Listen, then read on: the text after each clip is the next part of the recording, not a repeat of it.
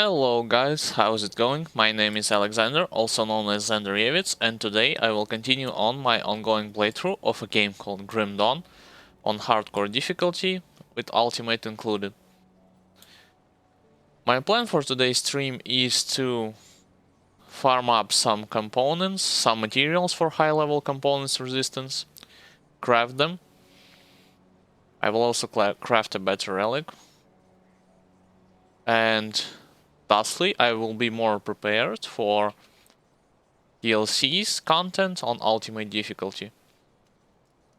So I had watched several of the farm routes videos on YouTube, and I think I'm ready to do this. So I am playing as a Death Knight, combination between Soldier and Necromancer. And my main means of dealing damage is spammable Force Wave skill.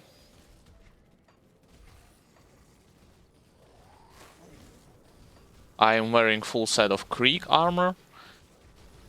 And also I have changed my seal. Previously I was wearing Seal of Might, now I changed to Seal of Blades for a better life leech purposes.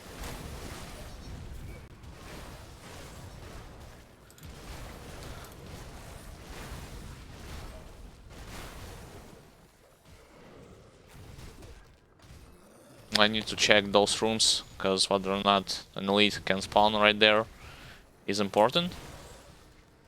So in general I will be looking for Ether shards, as well as later on Tonic Seal of Bindings. Oh, I got it, a bad layout, I need to run through those corridors a bit.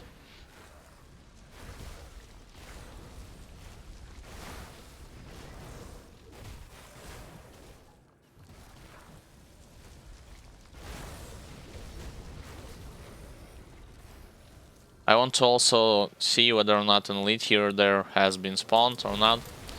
So also if you are a complete beginner or you just want to know several tips and tricks in general about this game, you can check out my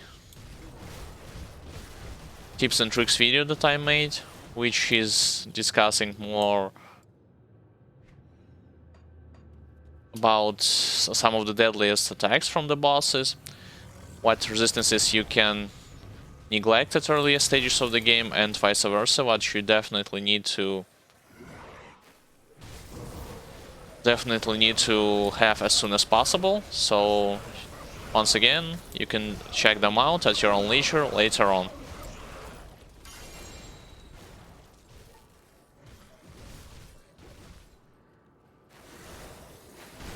If you want to check other parts of my playthrough, you can also do this, either via my Twitch channel video on demand section or on my YouTube channel.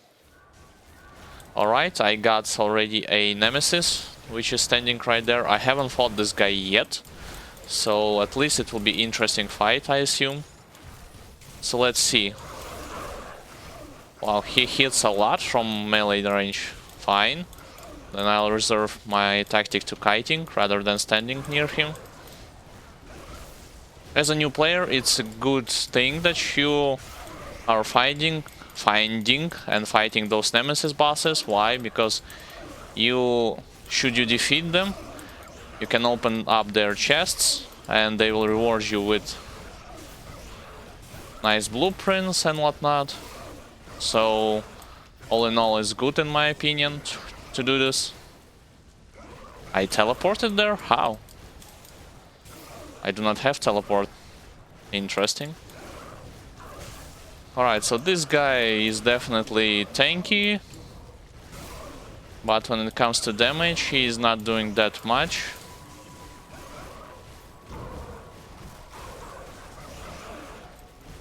Yep, believe it or not, I haven't encountered this guy previously. The only Nemesis that I was able to encounter yet on ultimate difficulty was the Musilog, the Chill Wind. So that's first Nemesis that I had encountered. All of my gear up to this point and included was acquired by a self-found method, so nothing was a very good glove, so nothing was pre-prepared or pre-crafted for this game. Believe it or not, I'm playing this game for, well, almost 3 weeks, so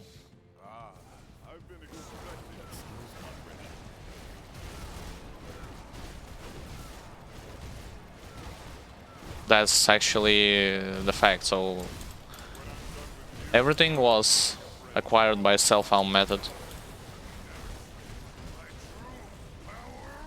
This run will include several of those bosses that I had killed previously, so it's the thing is that I do not only do I need some of those resources from them, I also need to have a blueprint for a certain relic, and to increase my chance of getting it, I can just kill those bosses again and again. But mostly I'm interested in ether shards as well as tonic seals of binding. I need a lot of them. And I can give you an advice, like the viewers who actually gave me this advice the same, is to start stacking those components as high as possible and as early as possible. Do not think that you do not need them at the later stages of the game. It's actually vice versa. You need them for everything. Relic, items, augments, so on and so forth. I am running a little bit back simply because this area contains a lot of those ether clusters. And it's a great opportunity to destroy them and pick up those loot. I will analyze my encounter with Nemesis, with that Nemesis that I just fought, a little bit later. Since just right now I need to farm those shards as efficiently as possible without stopping that much and discussing the other stuff. But that does not mean that I will not answer your questions, so in case you have some questions concerning game, concerning my character, or in general, you can ask them. I will do my best to answer them from my point of view, but nonetheless. Alright, so this is the first spot, second spot. Oh, and by the way, if you are wondering where exactly have I learned about those farming routes and whatnot, I will link several videos. When this video from stream will be uploaded to YouTube, I will link several videos that are showing those types of farm for new players, intermediate players and whatnot, so later on you can also watch them, and if your character at Ultimate, you can apply the same technique that I am using.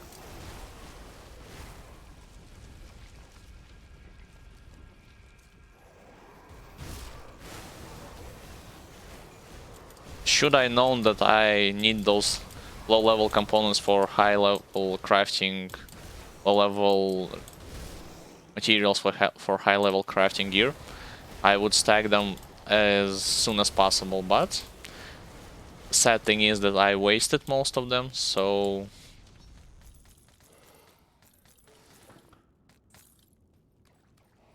I will have to play around it somehow. Alright, there's a boss.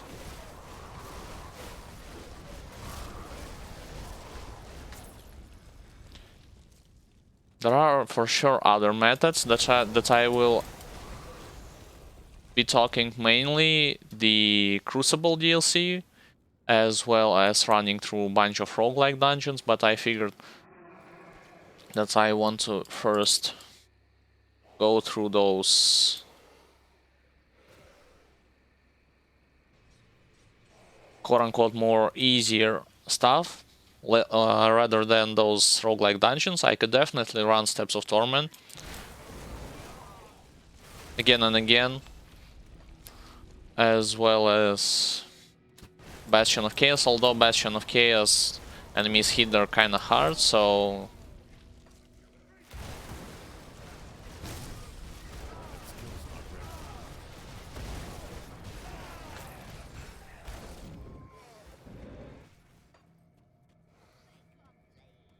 And also, I've heard people recommended Shattered Realms as well, even on normal difficulties. But the thing is, to get some sort of good results either from Shattered Realm or from Crucible, you need to be able to get to a very high level, such as I believe Crucible is 150 and Shattered Realms is level 60, so it's a long way to go. So I'd rather do this sort of thing instead.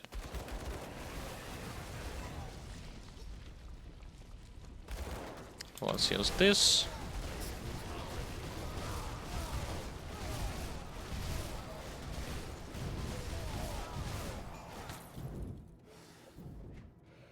And also, like people on the videos on the other videos that have gathered all of this farming route information, this area is actually one of the good ones, since you can farm the negative reputation with Cronley gang, which is in general hard to acquire. And I tend to agree, believe it or not. I believe Cronley's gang as well as Kaiman's Chosen are those enemy factions whose reputation I haven't reached yet until the Nemesis status.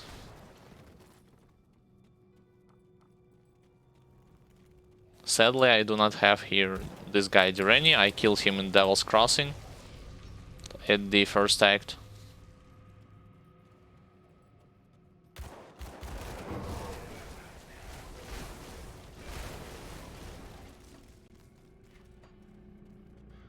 Some people advise you to go here also for dynamite.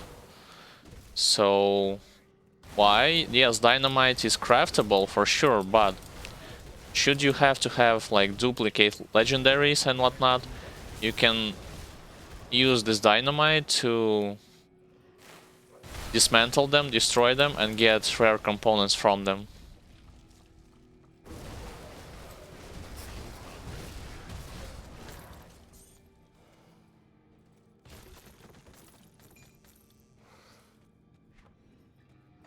And at the end of this area, I will be killing Cronley also.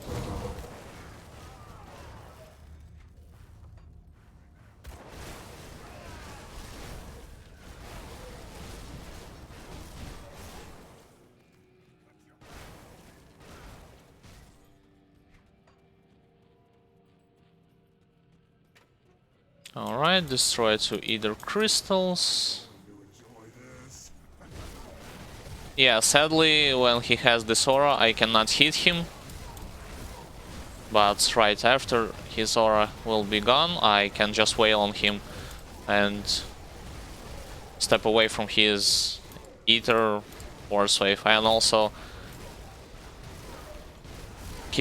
be on the lookout for the fact that he blocks my skills.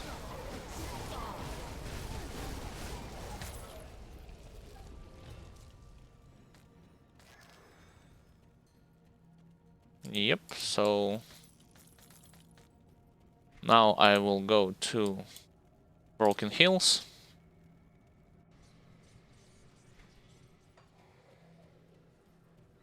The thing is that when I ran through Bastion of Chaos, there was a couple of times where I got hit unpleasantly hard, so truth is that I do not have all of my components ready for this difficulty, meaning high level stuff.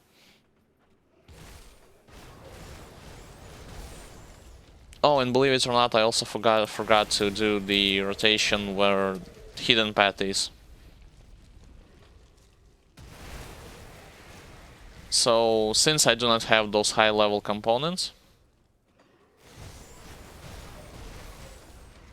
I instead figure to just do those farm routes over and over again until I will be able to craft them. Alright, a lot of elites. This area, by the way, is one of the highest when it comes to higher chances of proccing those elites.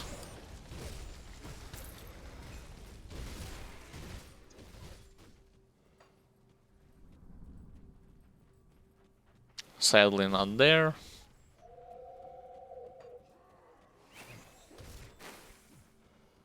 So instead I can just run.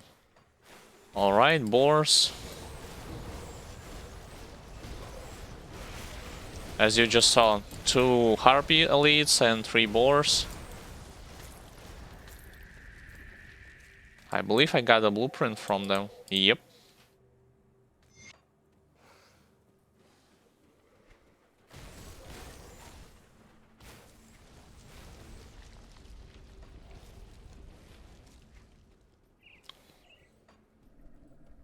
And yes, on those farm roads, people also recommend for you to do those hidden path bosses.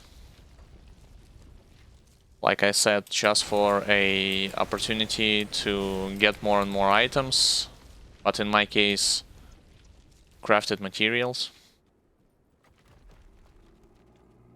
I've done the hidden path questline already. This is why those rocks open automatically.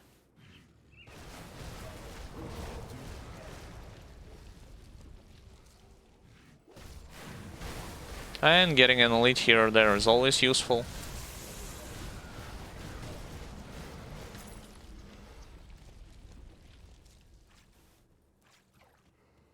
I usually try to check whether or not this area will spawn an extra elite here or there before engaging Soleil, or Guardian of Soleil. And as you just saw, this method has paid out, because I killed 2 elite already. Alright, Guardian, your turn.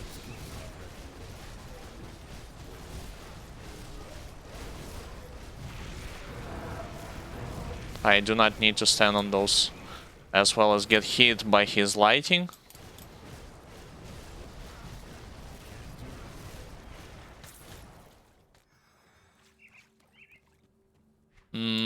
Let me quickly return into the other parts of Hidden Path, once again, to get the opportunity to pick up some more materials. And after this, I will be heading into Rotting Crops Land.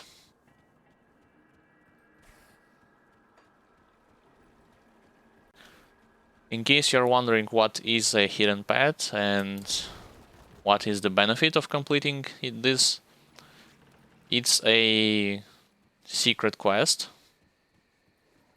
which in the end gives you a reward of 1 extra attribute points and 1 attribute and 1 skill point, excuse me, on all of the difficulties. So counted, you'll get all in all 3 extra skill points and 3 extra attribute points just by doing it.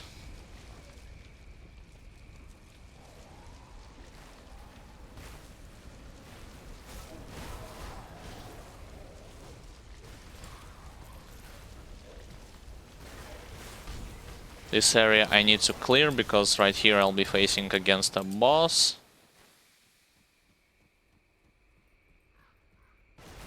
I would preferably clear his eyes first before engage in a fight against him.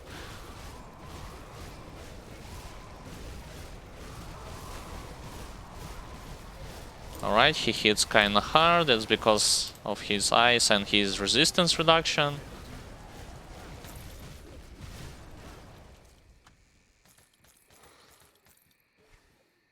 I believe I got yet another blueprint.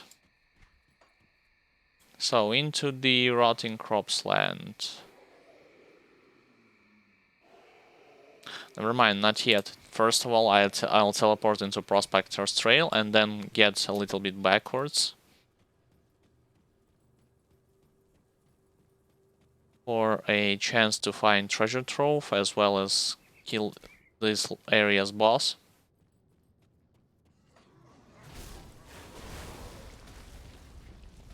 And some elite here or there. Oh, sadly this path is blocked, so I need to find another way.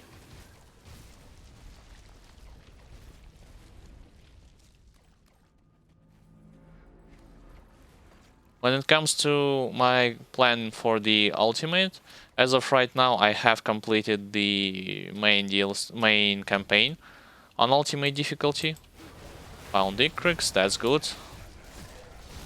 And before moving on onto the DLCs on Ultimate difficulty, I will grab those high components, those high resistance components, to be better prepared for challenges.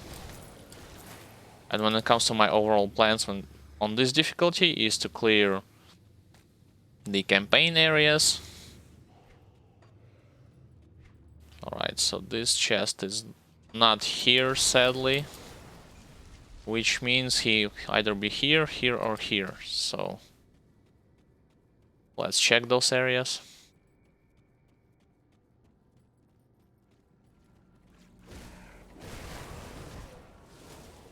Oh, I can go here. It's just that I was blocked by monsters.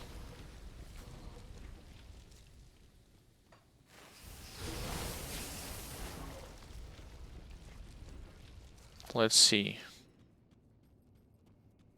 No treasure trove around here. What about here?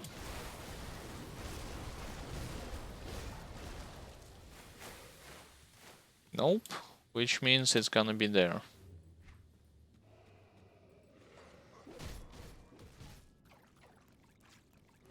Yep.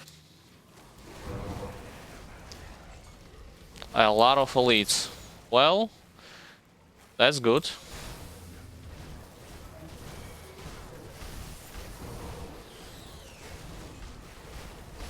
More elites, more chance to find more materials, as well as something interesting when it comes to items. When it comes to components, excuse me.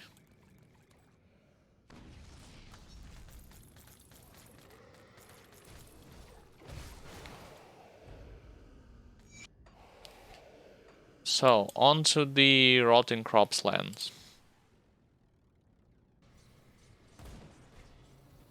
In this area, I am primarily looking for the entrance to the hive nest.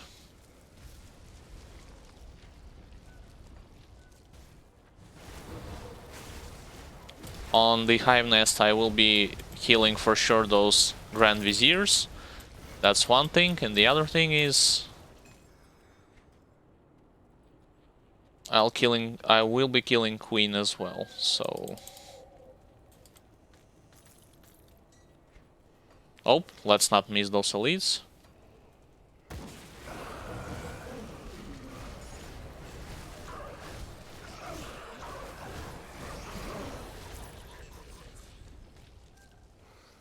You have to keep in mind that this entrance to the hive nest will be located somewhere around those areas, where you will see a lot of those bugs.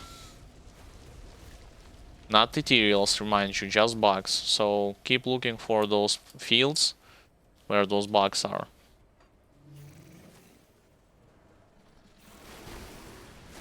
And from there, you just have to see whether or not on your map you can spot those. Got blocked a little bit, you can spot those entrance. It's not here. Yep, it's to the right.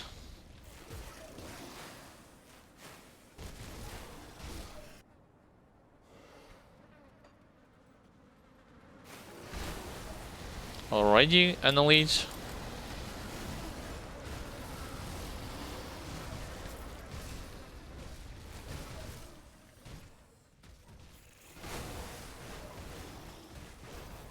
After each complete run, I will be stopping a little bit just to see whether or not I can craft one part of the component or the other.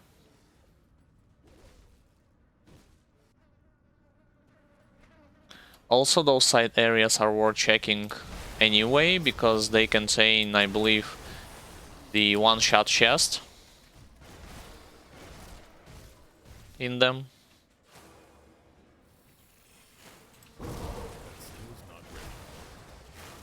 Tainted guy just charging in. Alright, let's move from those ether pools. He does not want to go towards me. And I am standing on ether pool.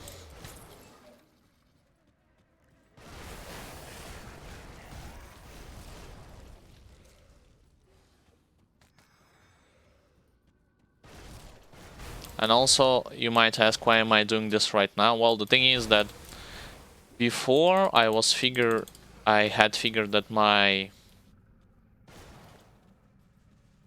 gear farming of Creek set will be more than enough when it comes to ultimate difficulty. So I only figured, hey, I just farm set and I'll be good to go. No need to farm for those high level materials, components, so on and so forth. But as it turns out, you actually need to have them. Not just have them, you need to work around those your resistances so that you will have to overcap them.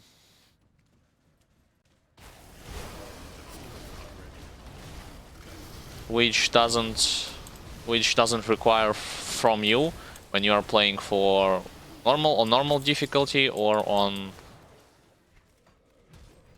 elite difficulty. Well, not that much.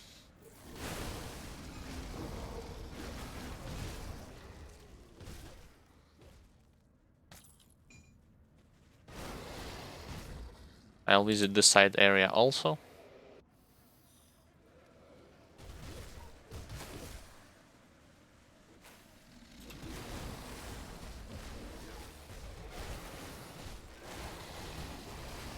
Alright, I can just run safely past by most of them. And just use my AoE to clear them from the way.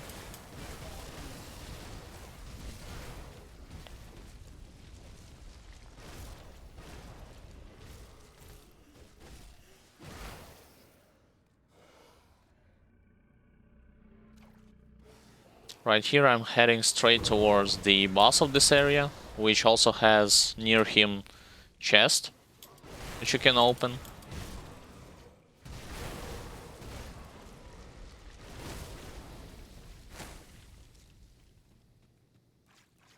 So this is this guy.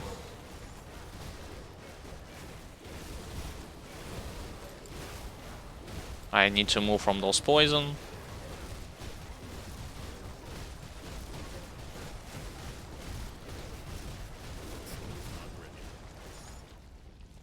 Yet another blueprint. And a supreme chest at the end. Skip those guys as well as most of those. And return to the main hive. Let me learn this blueprint quickly. 2 of them, alright.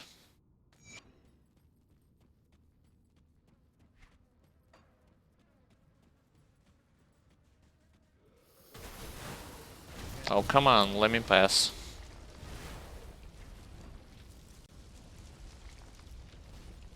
Like, I should at the moment I had the capability to craft those high level components and to move on to the DLC areas, I'll do it. I will not just stand here and do those farms over and over again.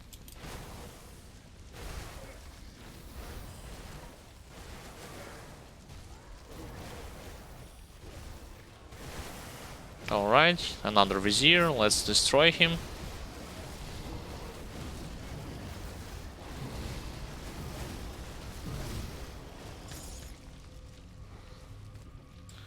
And go straight for the hive.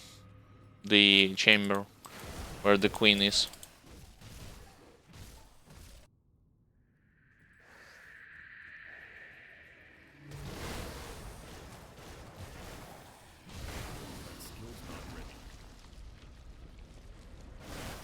I believe I can at this point just go for the queen and ignore most of this trash. Let's try. 1, 2. At least try to wail on her while I can, while my skeletons are up.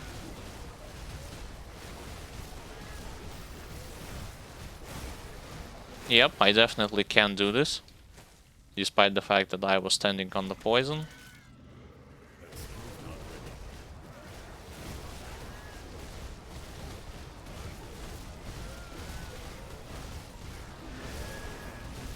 I need to move, or do I? Let's see. Yep.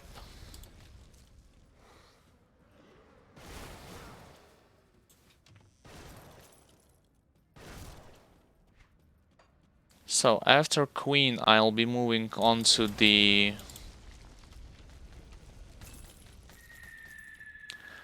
Blood Grove.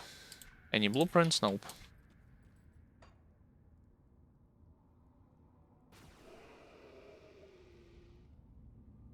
Right here I will be looking for this boss, this cultist guy that I need to kill, as well as cultists, just for the capability from them to drop the Chthonic Seal of Binding. Sadly not the Kaiman guys.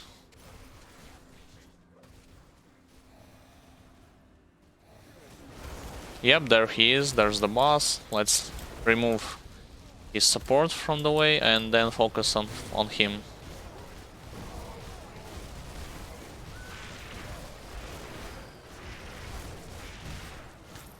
Yep, one Chthonic Seal of Binding.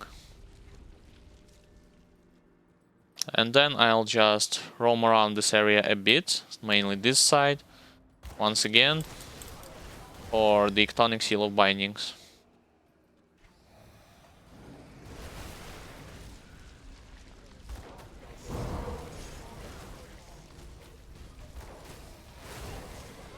And I'll repeat, you might think that why am I farming low level components if materials if I'm at level 100? You will need them badly in less quantities should you wish to craft your mythical relics and high level resistance components, so do not waste them.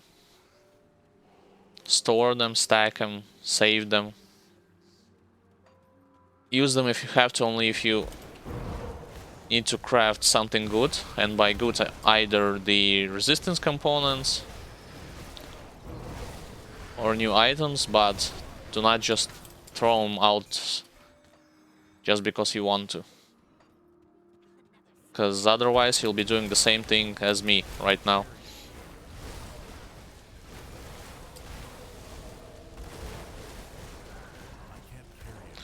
And also I cannot carry any more items, which means that first of all I need to turn off the auto pickup function. I am using a mod called Grim Internals, which allows me to auto pick up rare items, blueprints, lore nodes, components, so on and so forth.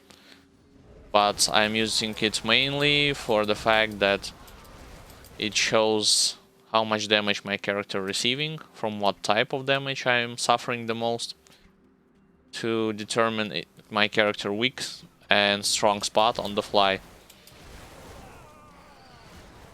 It also have the capability to highlight enemies as well as my character HP bars. So for me it would be easier to spot, locate and destroy the elites in big groups.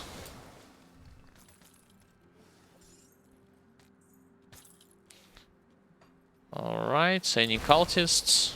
Yeah, the other area where cultists are actually the Dark Veil Gate. I'll be using this area as well. Dark Veil Gate or Dark Veil Village, that's depending on whether or not you want to go here or there.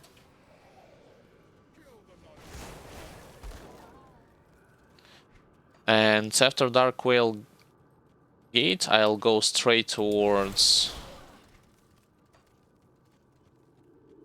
the final part.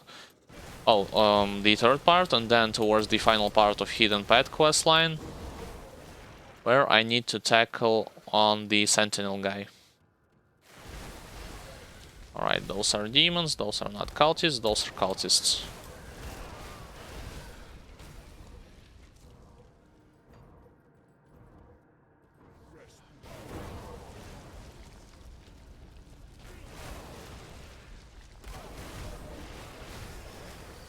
Yep, more Chthonic Seals. Do not care that much about items unless they are legendary variety.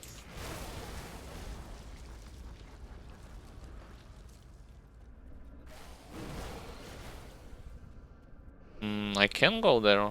Nope, I cannot, sadly.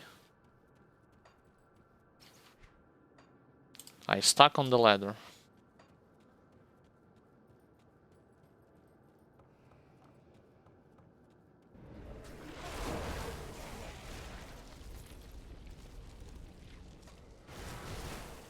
Yeah, this area does not contain a lot of elites, but I'm primarily, when it comes to cultists, I am primarily focused on gathering as much tonic seals as possible, so I'm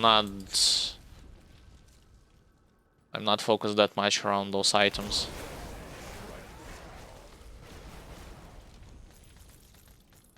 Unless a legendary will drop here or there.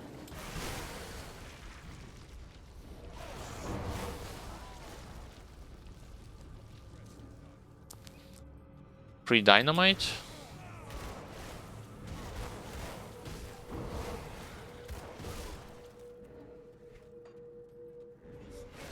First floor should be more than enough.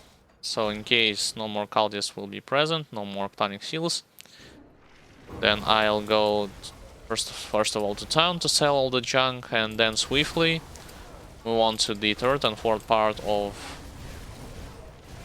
the Hidden Path questline.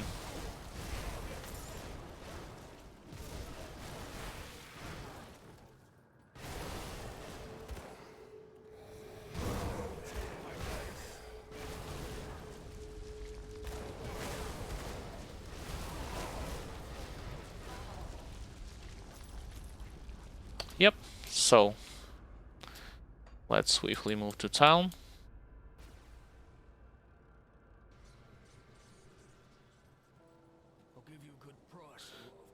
And sell everything except for legendaries.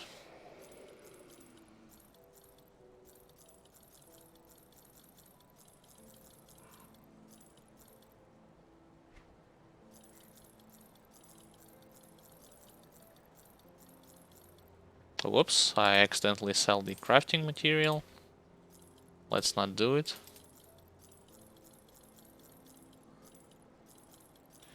While I'm doing this, I can quickly talk about some of the things that appear to me very critical when it comes to this difficulty compared to Elite, as well as when compared to normal, but mostly to Elite. So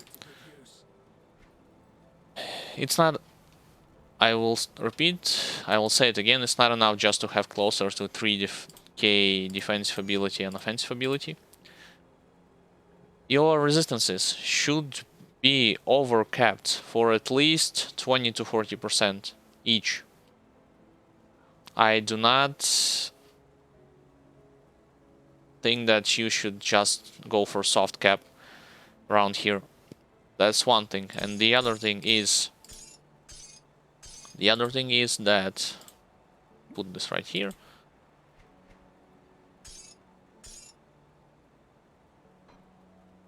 Some of the attacks that monsters are doing on this difficulty, even the regular ones,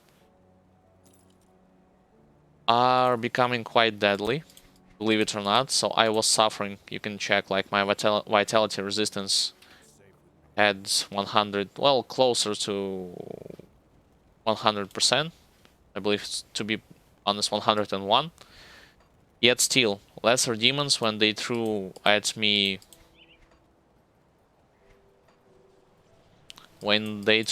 those, what do you call them? So those red pools that deals vitality damage as well as chaos damage, even from one pool, I was suffering quite a lot.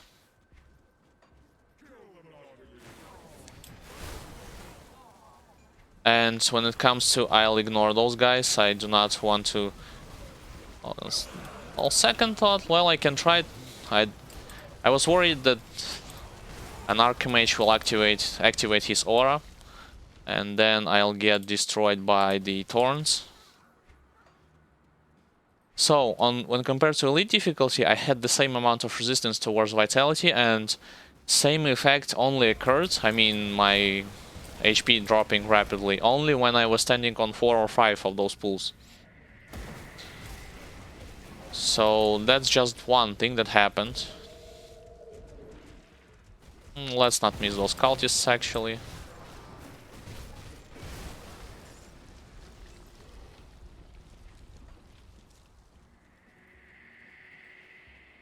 That's one thing. The other thing is those... Remember, I have talked again and again about internal trauma and how it is so vulnerable to reflective type of damage.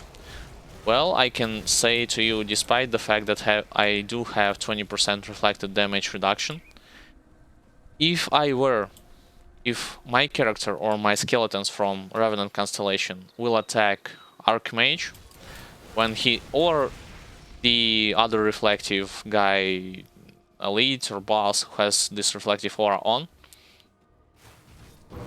I will just we're gonna get destroyed by it. No joke, so I was encountering an even regular Archmage. Alright, to elite. My 6 skeletons from Revenant ran directly to the Archmage and started attacking him. And because they also have the capability to stack internal trauma, I lost, like, for a couple of seconds, I lost more than 9000 HP. Just from this Archmage guy. So previously, on previous 2 difficulties, nothing similar happened whatsoever. So yeah, that's the thing.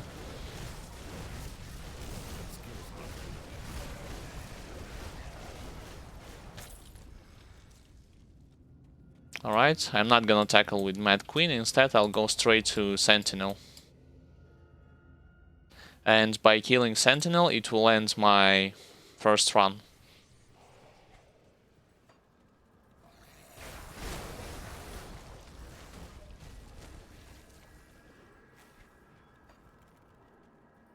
Sentinel is a guy that you have to kill, is a boss in the Temple of Three, which you have to kill if you want to complete the last part of Hidden Path questline.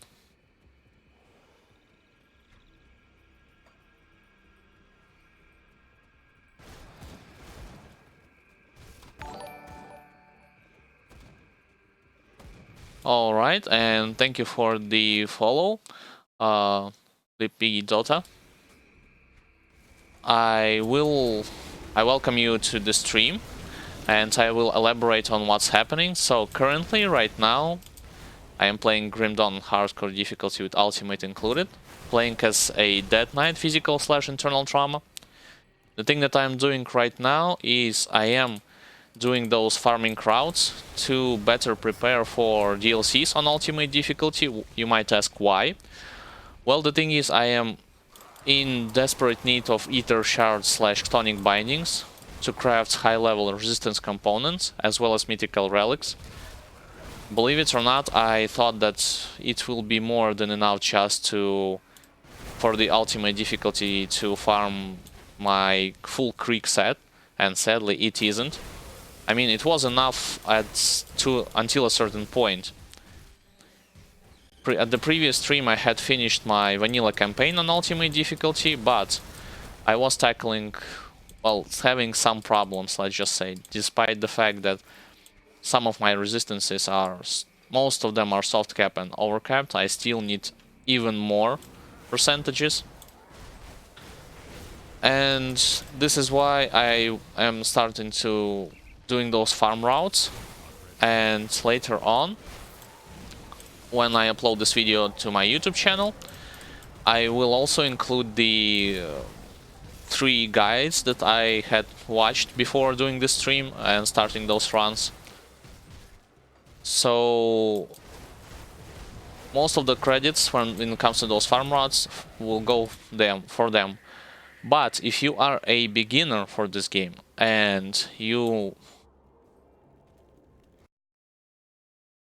DLC is downloadable content, or in other words, add-ons.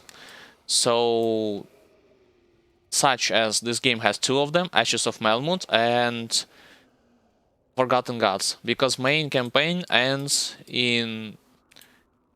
Yeah, so you can say that. I just used to say DLC. Main campaign ends in the...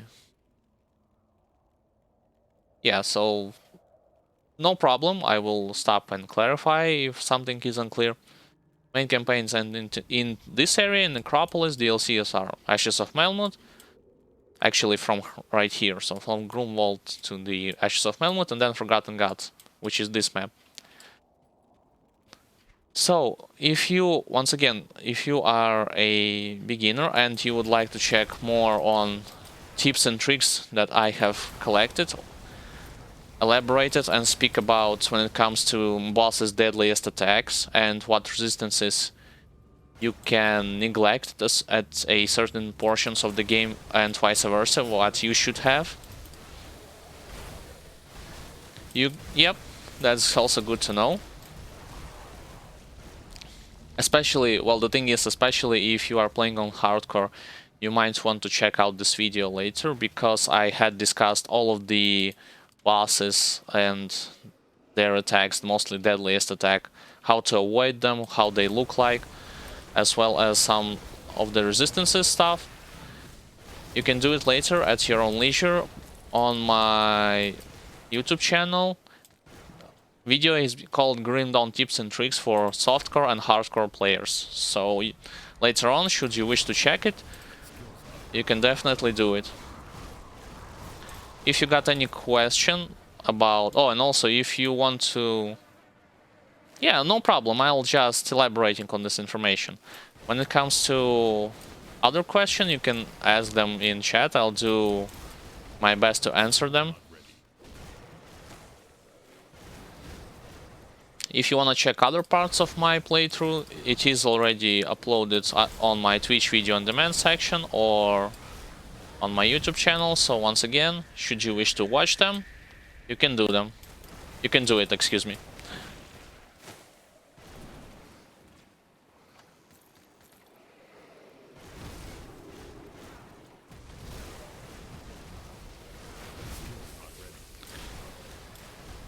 Yeah, the thing is, why I choose to do this video is the fact that even, believe it or not, even seasoned veterans of this game do not discuss those stuff out loud or that elaborately, because they are by default assuming that we as a beginner, and do not get me wrong, despite the fact that I am at level 100 and playing at the ultimate, there are a lot of things that I do not know about this game and consider myself also a beginner. But when it comes to those deadliest attacks, especially on hardcore, since you do not have the quote-unquote safety net of multiple lives, I think that every beginner should know about them, and especially about resistances. So this is why I have done this video, have collected this info and presented in a more elaborate fashion, let's say.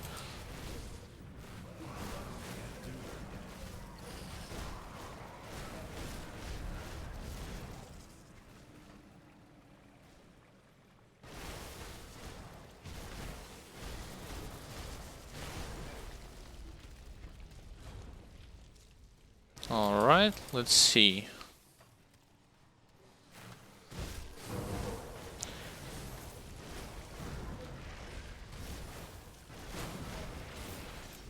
Also, like I said, I am playing a Death Knight character. I'm curious, what character are you playing at level 75? What have you decided to create?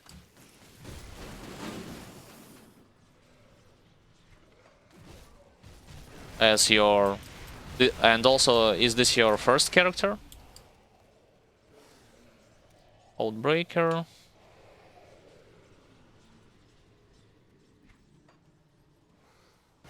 Oh, alright, I get it. So, for now you're leveling Outbreaker with the... I believe the skill is called Wire's Might for leveling. Yep, yeah, it's definitely Wire's Might.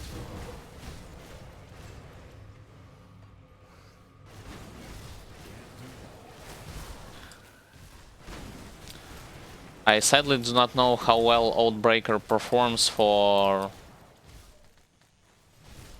interesting. I believe I had like I have for now 120 hours into this game. I'm playing this game for third week, and I do not... I want to also add that I do not follow any sort of guide. I just used grimtools.com website to see how my character will look like at level 100. And from there I allocated my skill points once again, just to make sure that everything that I want will be leveled, either from soldier skill tree, such as those skills, passives, actives, and whatnot, as well as main offensive damage.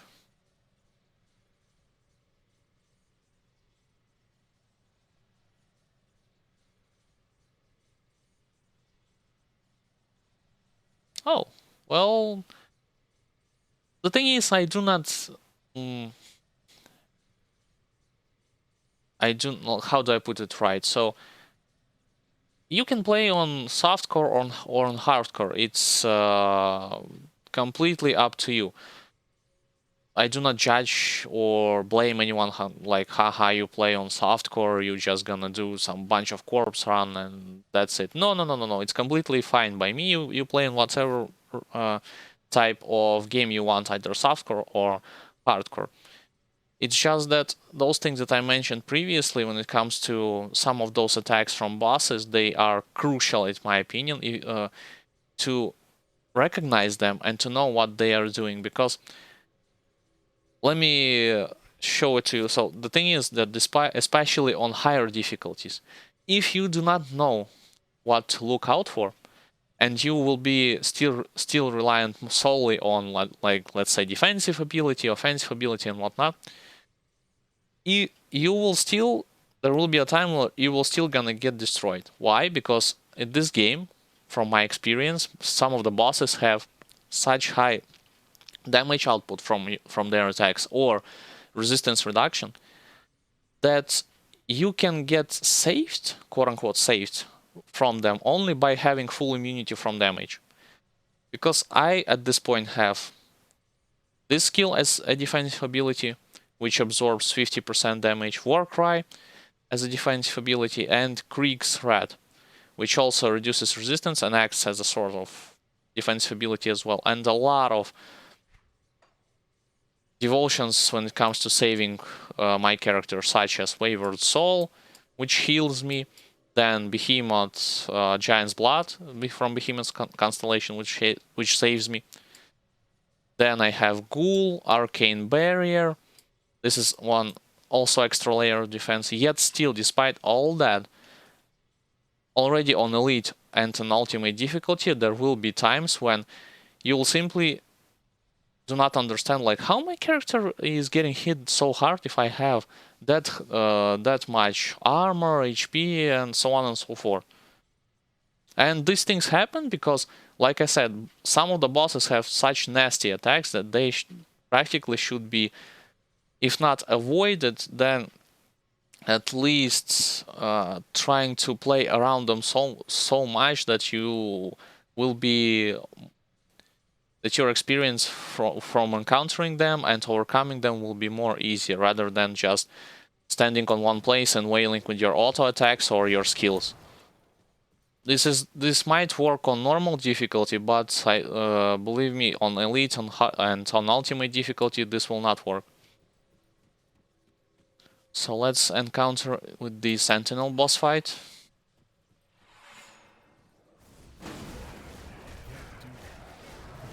Sentinel also is a good example. While with those types of attack that he are doing.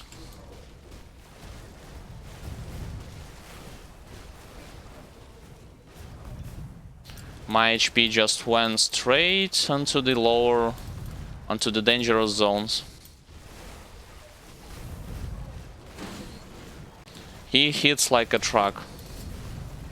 And he also applies resistance reduction to me.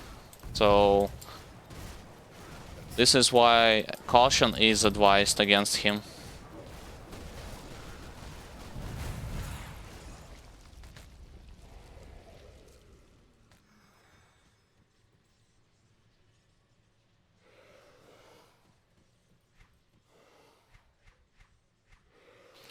Alright, so managed to get rid of him. Yeah, so I believe when it comes to Elite, I had like, I can say to you one example. So you remember in Bastion of Chaos, there is at the end boss called Charzul. He has one attack that on all difficulties, if you are getting hit by it, lowers all of your resistances up to 50%. All of them. So that's one thing. And the other thing, if your resistances got lowered, you're automatically increasing your chance of getting hit by critical attack. And this is just one attack. I had a video, I believe, right there where I got hit by his resistance reduction, and then as soon as I got hit by it, I also got hit by some of his fire circles which he creates, and my HP just, well, my health pool just dropped for 6 or 7,000 HP just from it alone. And this was on elite difficulty. This wasn't even on ultimate difficulty.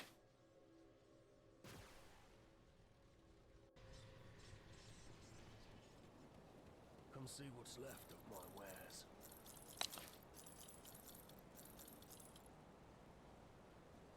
This is my first level 100 character.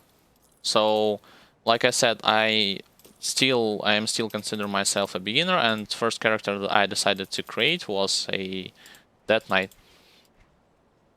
Just check, I have checked on forums like some of those beginner-friendly characters. There are some of them, such as Vitality Caster, I believe, or a Death Knight. Perhaps there are just other ones I cannot remember from the top of my head. So, but I decided to go with the Death Knight.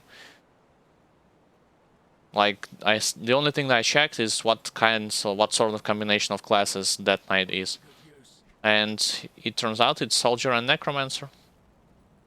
Death Knight combination between Soldier and Necromancer. And there are 3 types of Death Knight which you can create. I mean, one on the same class, just the different Death Knights. I am currently playing a physical Death Knight. Yep, I also do not know about some of those names, so this is why I'm checking forums every now and then.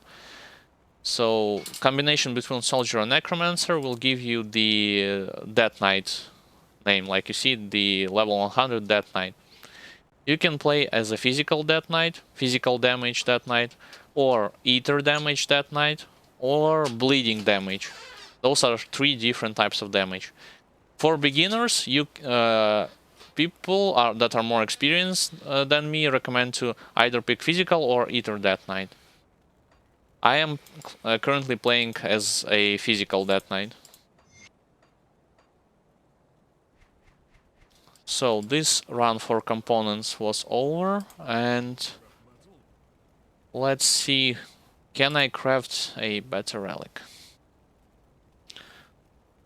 Alright, so when it comes to benefits of picking, yeah, I will show it to you. So the main reason why I have picked the Necromancer skills and in general his abilities is to have, first of all, more health, more overall health, since I'm getting hit a lot, so I do need some form of a health pool, quote unquote.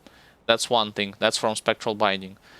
The other thing is I'm looking to a resistance reduction to physical damage. As you can see, minus 28% physical resistance. I'm not talking right now about attack speed or vitality or ether. I'm mostly talking about physical resistance. Like I have just said, I am using physical Death Knight, so this is why physical resistance is important to me. Yep, and also the other thing is Mark of Torment. Mark of Torment is one of the excellent skill in my in my opinion, because it allows me to at least have some sort of tankiness against tough hitting bosses, hard hitting bosses or elites by applying mark directly to them. Or let's just say I'm fighting in a big group amongst those elites, I'm using mark on the one elite and then killing the other ones. This mark will still give me those benefits such as damage absorption and damage absorbed reflected towards the target. So this is why I have choose to stick with the Necromancer. That's one thing. And the other thing is that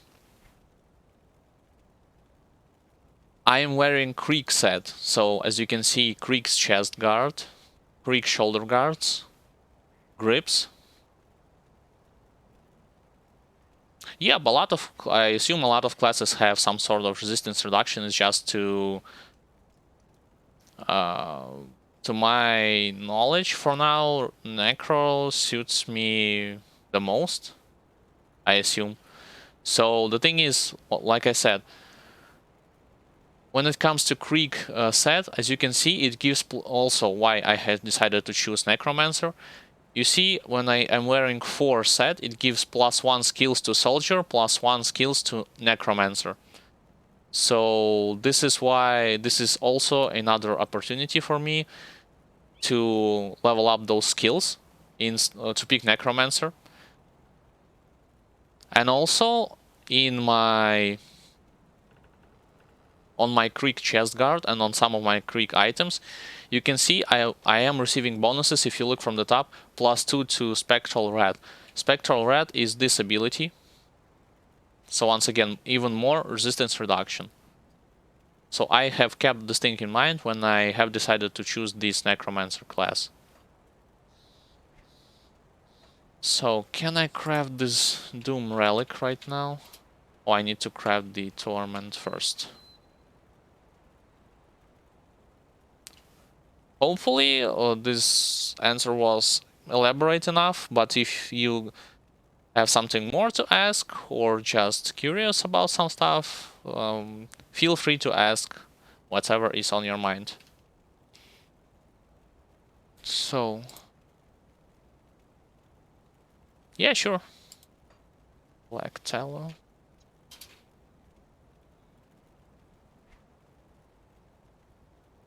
3 Rift Stone.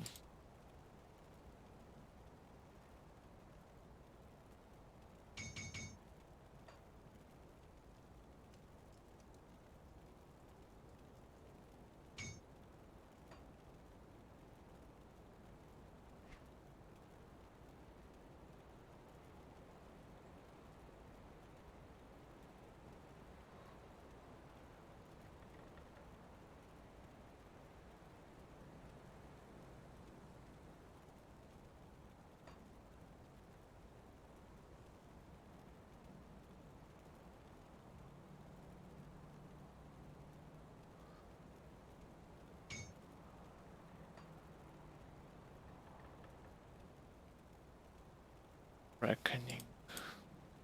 You...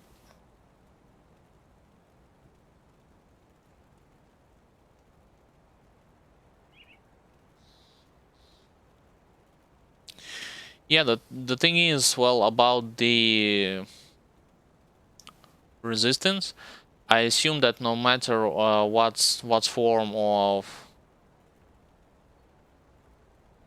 damage or what form of retaliation damage in your case you are applying, you will also need to keep in mind about some of the resistances. So for example, you play as a retaliation, as a physical, because I believe there are a lot of types of more types of retaliation damage than just physical. Let's say you are playing physical retaliation.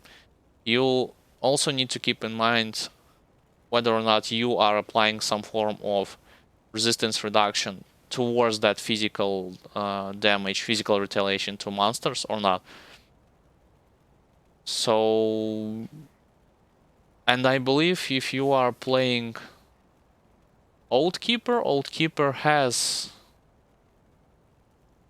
I believe at the end, if I am not mistaken, he has the ability to reduce resistance of fire retaliation as well as physical damage. Yeah. So yeah, you need to, yeah, that's correct. So you need to keep those things in mind when, despite the fact that you are playing retaliation damage type, you still need to reduce resistance reduction. You still need to reduce resistances, excuse me, of enemies. Doesn't matter what form, what sort of damage you are dealing to them. So I need to craft Reckoning. Zeal, Juggernaut.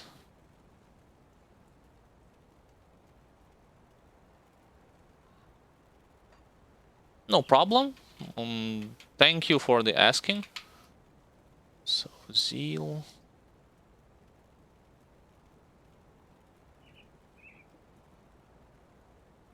Savage, Bloodsworn Talisman, and Bloody Whetstone. Oh boy, a lot of stuff to craft. Savage.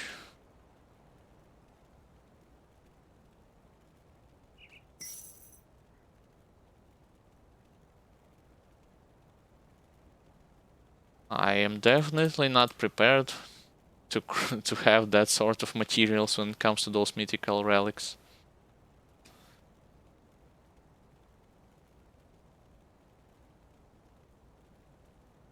Oh yeah, this thing as well. I do remember where I need to find it, or buy it at least. I think rather than have the opportunity to pick this club up, I'll just go and buy it from the vendor in this Blood Grove area.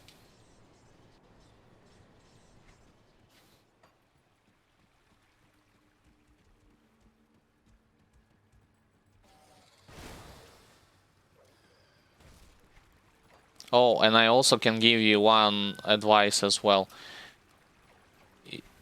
You should definitely try to even from normal difficulty, you should try to stack as much as possible ether shards and Chthonic Seal of Bindings. Why? Because at the end of Elite and especially the Ultimate difficulty, the amount of those materials that you need to craft a mythical relic or high level components for resistances such as Ogden Block Leader, Spell Scorched Plating are insanely high.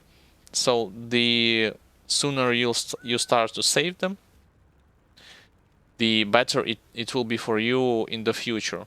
Because otherwise you'll be forced to do this sort of material runs, same like I am doing right now. Come see what's left of my wares. Iron well spent.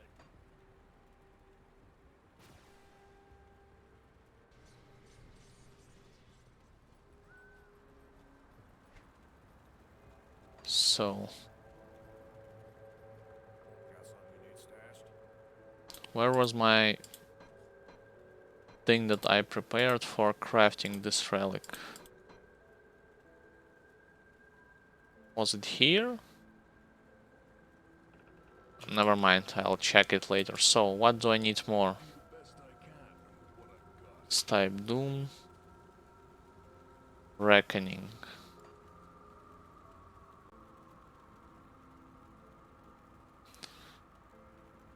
Zeal.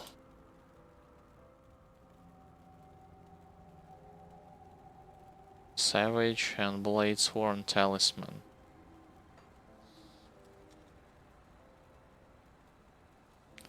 Mistborn Talisman, Rampage Inferno.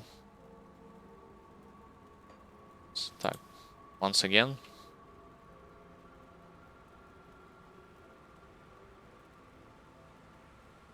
Well, at certain portions of it, game actually starts to become, well, at least I'm speaking from my experience. The most challenging areas, I can show it to you on the map. Well, despite, not despite, roguelike dungeons are challenging enough. I'm talking about Bastion of Chaos, Ancient Grove, which is right here. Steps of Torment I exclude instantaneously. These are the easiest roguelike dungeon, nothing to be worried of there. And Tomb of Heretic. Those are all challenging roguelike dungeons, which I have encountered. And believe it or not, the champion of them all, for me, at least in my opinion, was Port Valbury. I have completed Port Valbury just on normal difficulty, and it was such a chore that on the second difficulty and on third difficulty completely skipped this dungeon. Why? Because in my opinion, it's the most difficult dungeons of them all, counting also the DLCs one. So this is reigning champion. It has such high damage output, damage to, it deals such a high damage to your character, either via those ether clouds, ether ground, elite, so on and so forth.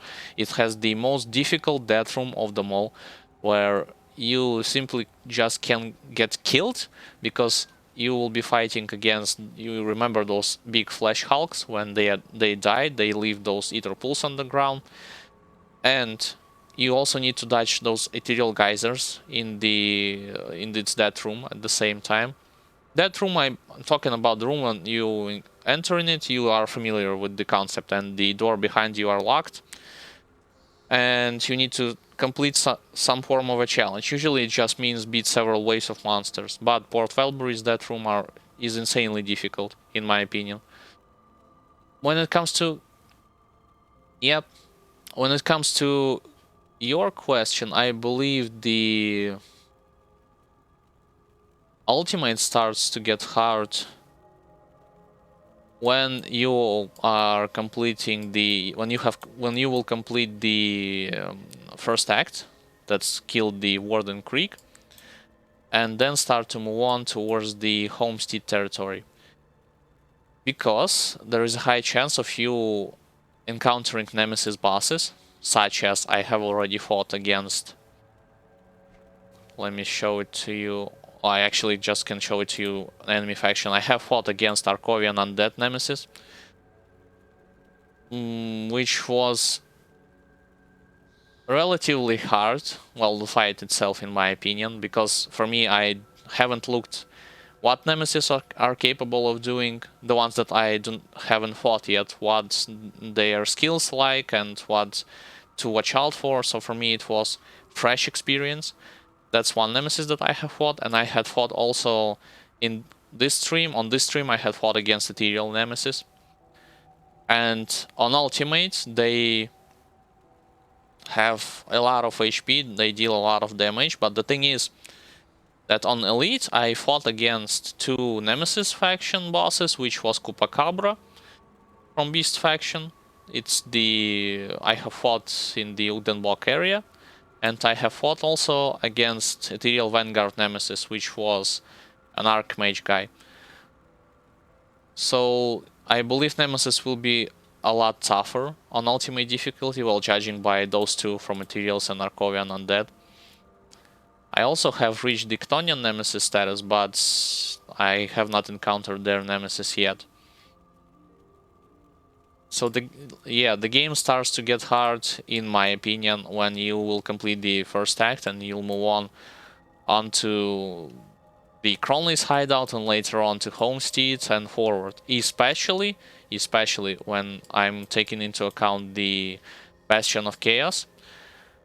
Why Bastion of Chaos, you might ask? Well, let me give you a perspective. On Elite difficulty, I had 120% or 115% of vitality resistance. And you are familiar with the attack when those demons throw those pools, which highlights with red, and when you stand on them, you take damage. So on Elite difficulty, I can basically... Yeah, the thing is, on Elite difficulty, I was getting hit hard only when I stood on 4 or 5 pools. So this was my signal that I need to move from them. And on Ultimate difficulty, even one of those pools that are thrown by lesser mobs starts damaging your character pretty hard. So that's immediately this difference between Ultimate and Elite difficulty. That's one thing. The other thing, the other demons, when they explode, they are debuffing you and your HP starts to ticking down slowly. Same thing on Ultimate difficulty. If you are hitting multiple mobs at the same time and they explode simultaneously, chances are, if you do not have high enough vitality resistance, your HP starts to drain drastically. I mean, if I at one point killed 3 of them or 4, I don't remember, and I lost just from explosion and HP reduction like 7,000 HP, and you can see my HP numbers on your screen. So that's despite having those types of resistances as you see on the screen. So even most of those regular attacks from I count them lesser monsters starts to hurt a lot on ultimate difficulty. You need to take this into account while approaching this difficulty, when approaching this difficulty.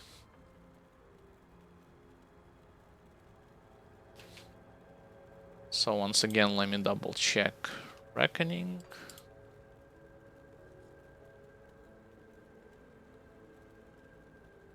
Zeal. Savage Bladesworn Talisman. Mistborn Talisman Rampage.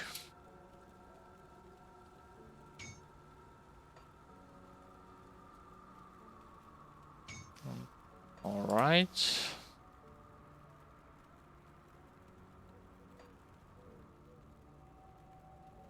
Inferno.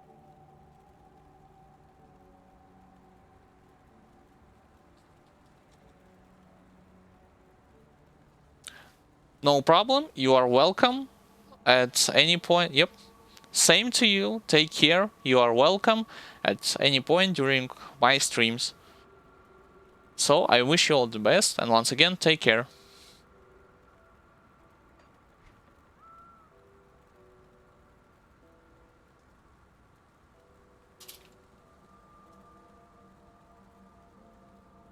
I am typing this component wrong, I need to type rigid shell.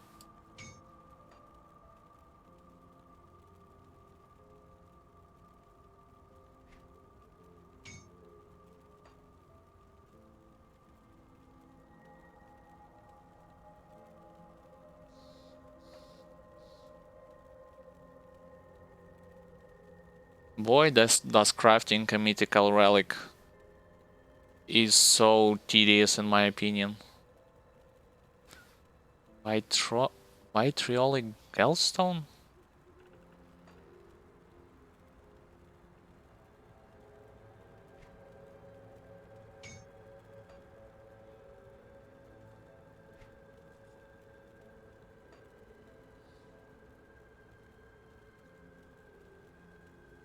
Alright, so this one I can craft finally.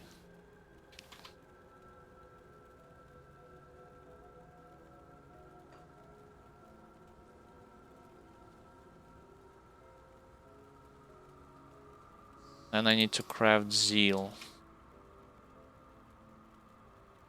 I did it, then... Well, not Zeal, I crafted Savage, then Bladesworn Talisman.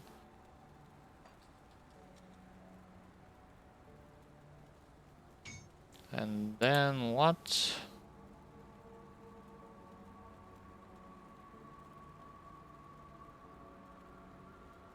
Bloody Whetstone.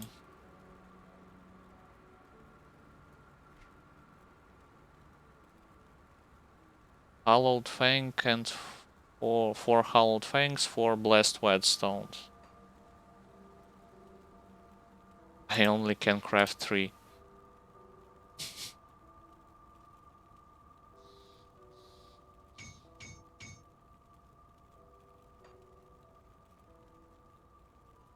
Let me double check. So I need more materials basically.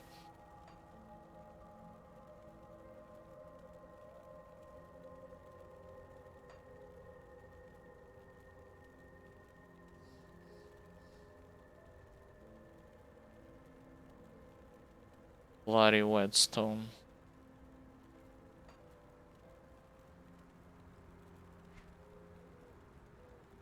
Four blessed Whetstones? Oh boy, yep. Well, back to farming. Holy moly, it takes a lot of resources from you to craft this relic. So, relog in and log back out. And log back in, relog out and log back in.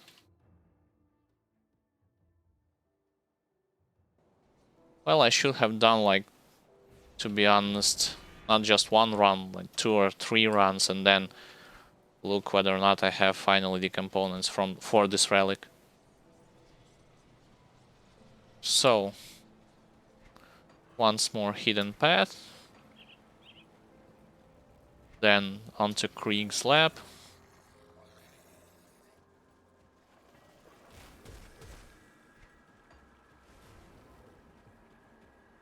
Well, this is also will be my advice to anyone who will eventually tries to craft a mythical relic. Starts to stack your components as well as your other relics, but mostly components as soon as possible.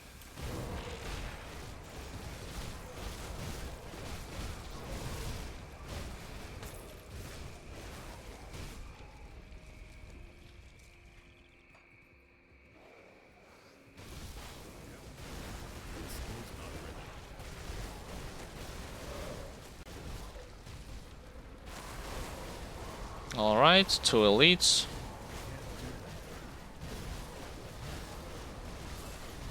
And I haven't even touched the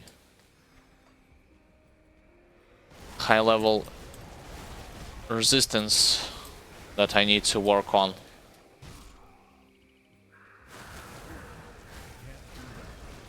Yep, those eyes are definitely the one that are dealing most damage rather than boss himself, because he summons 2 at the same time.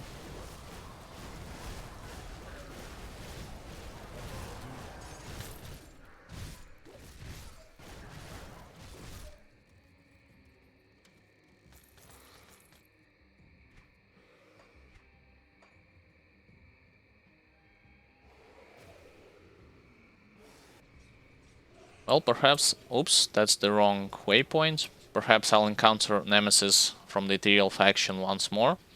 Previously he was right near the Krieg boss room.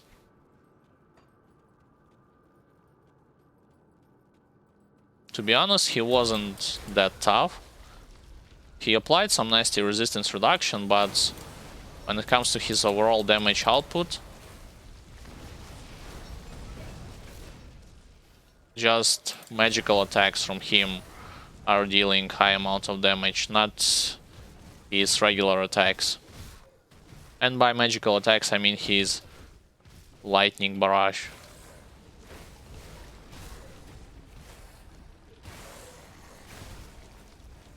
I need to run through those corridors, got blocked by soldiers.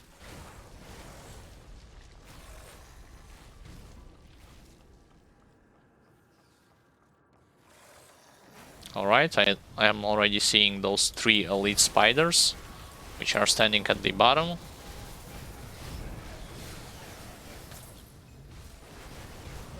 Let's wait for those acid pools to vanish. And in the meantime, clear those rotten soldiers.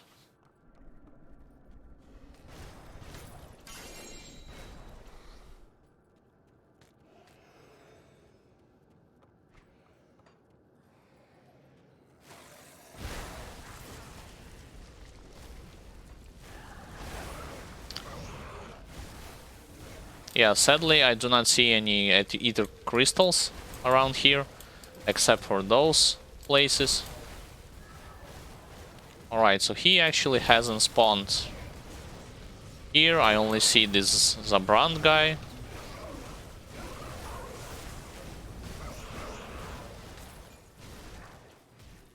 So let's take those crystals and then let's go and fight against Krieg.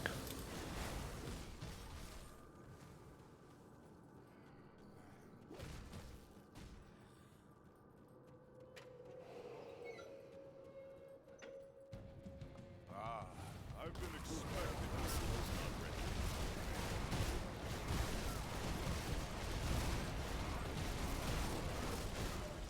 When I'm done with you, I will press your friend from Devil's Yeah, so all in all I will do three runs those farming roads. And after it, I will see whether or not I can craft eventually this mythical relic. Hopefully, fingers crossed.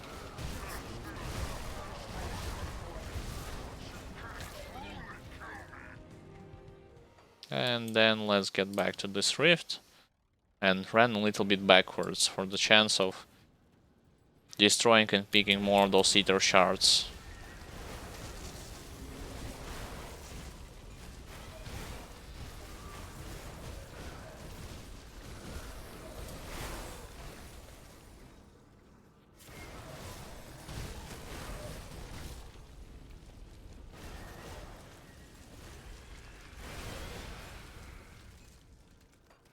Usually at the bottom road there are no ether shards, ether crystals, excuse me. They are mostly at the top areas.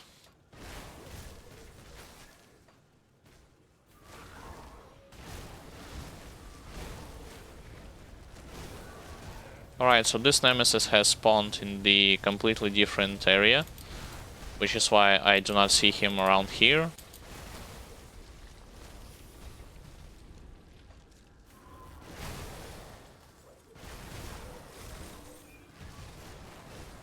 Alright, so all of those shards has been collected. And then I can move on to the...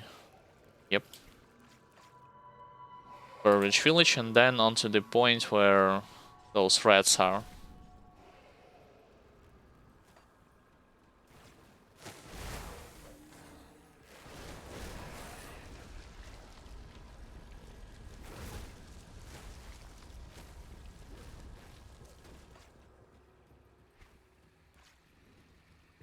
Some of those farming routes for components are different. There are people who advise to tackle into Ashes of Melmoth DLC. Well, the thing is, or Forgotten Gods, the thing is that until this point I haven't reached yet the Ashes of Melmoth as well as the Forgotten Gods DLC on Ultimate. So this is why I am mostly going to do the vanilla campaign stuff.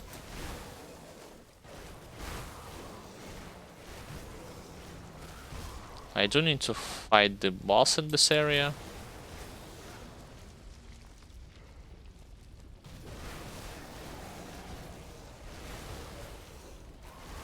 Yep, there he is.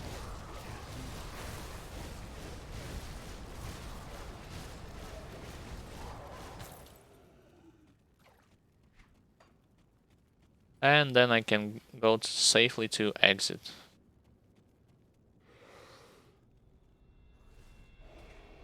So from here onto the Cromley's hideout.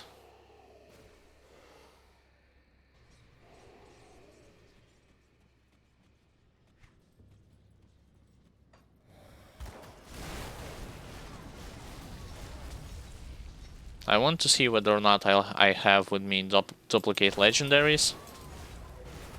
Because this area is full of free dynamite, and like I said before, you can use this free dynamite to destroy those legendaries and get a lot of rare components from them.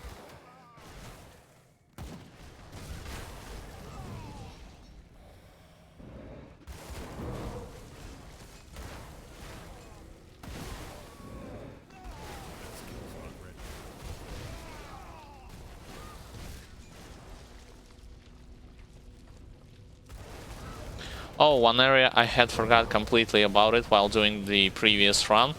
It's the Twin Falls, where you can fight a lot of those bees, and especially hive bosses.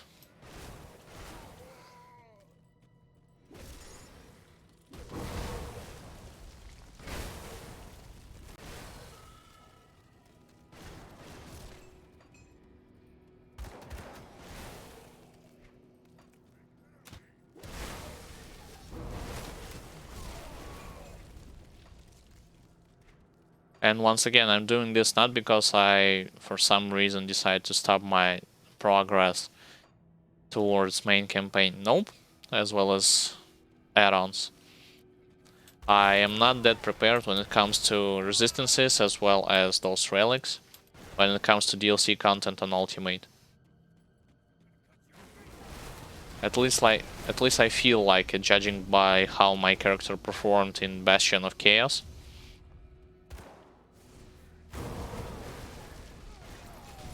Where did he run? Strange. For some reason he ran way back there.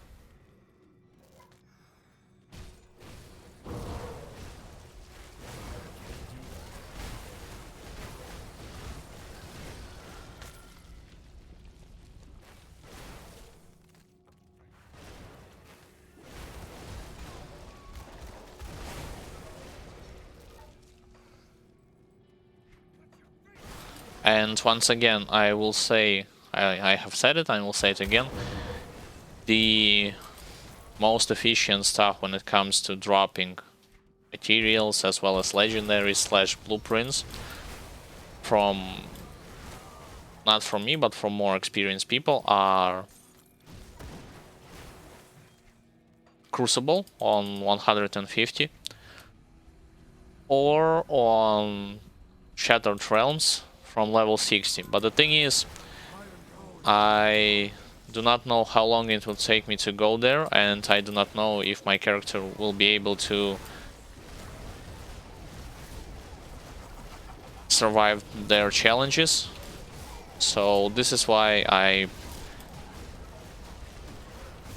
have found perhaps not, if not best, but safer approach for sure.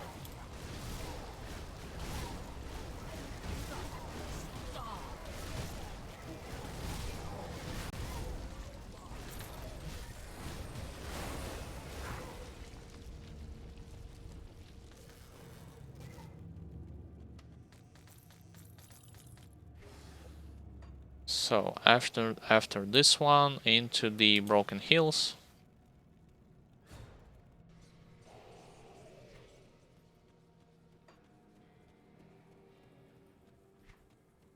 Hopefully, fingers crossed, after this first run slash stream for today, I will be capable of going into DLCs on Ultimate and complete their content.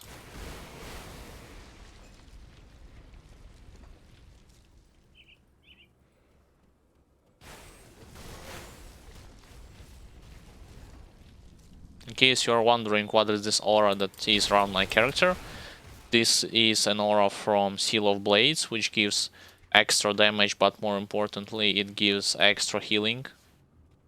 Oh, and I completely screwed this up. I need to run towards this area instead.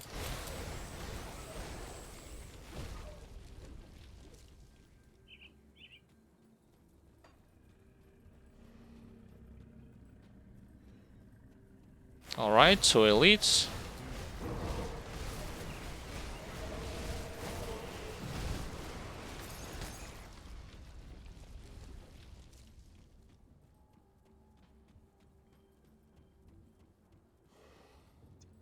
And also it's recommended for you, if you have completed Hidden Pet quest line, to kill those bosses in this area.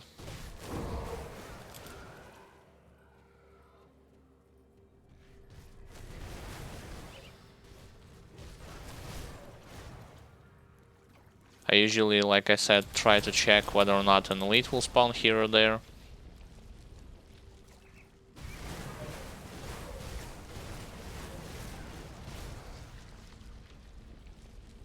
No elite, which means I can encounter this Guardian of Salael.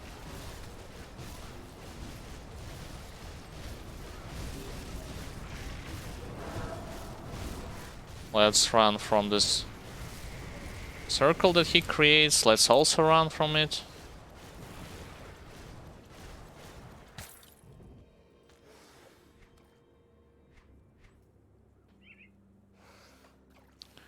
So after this one, I'll head to Twin Falls and go straight into those hive area. checking this as well.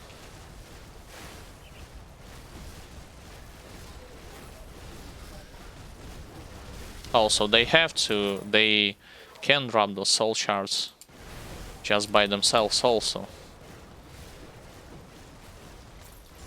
That's good to know. It will save me some time to not craft them.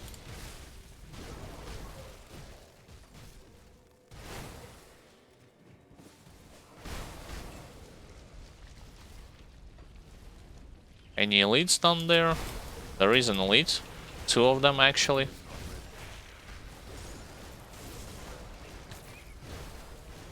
Got a blueprint. Wormborn, alright.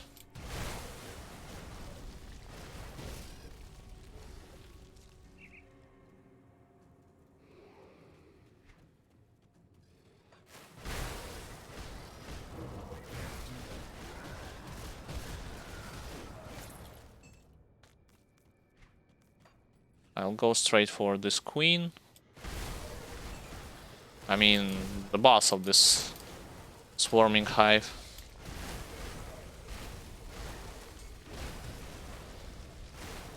Yep, this is Hive Matriarch.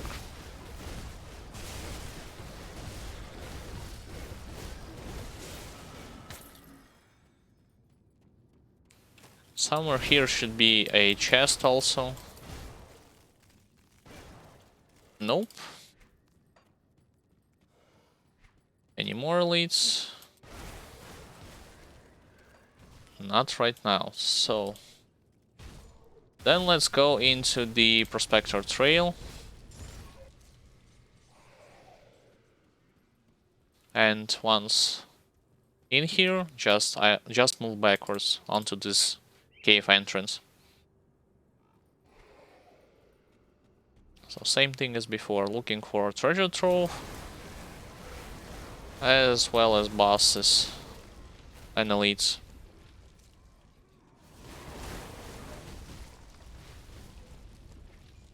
Let's check this area. Yep.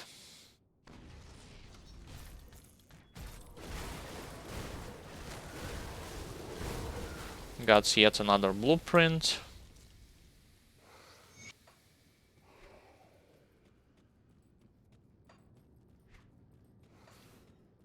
Can I look for Aetherials, or I should just go for Rotting Crops Lands?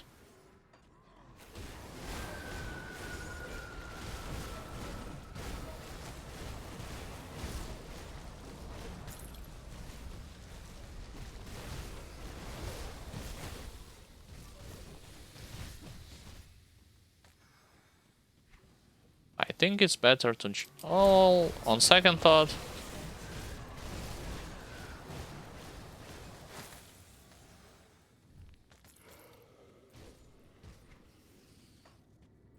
No, Aetherials is not here. He could be in this area or those areas. Yeah, so it's better to just teleport from here. So onto the Rotten Crops lands. I am wondering whether or not the Aetherial Nemesis can spawn here at the croplands.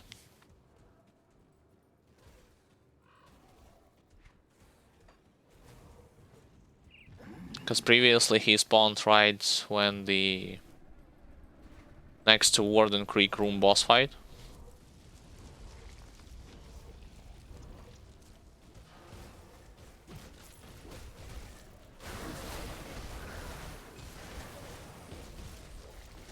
So same as before, looking for entrance in the Hive Queen chamber.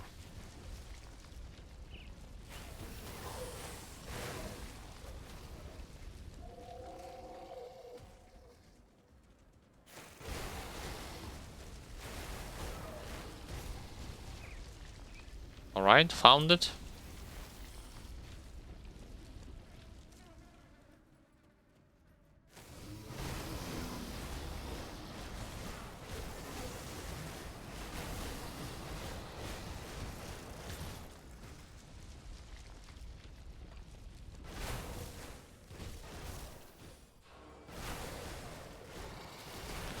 So far, not a lot of legendaries by using this farm route, but still.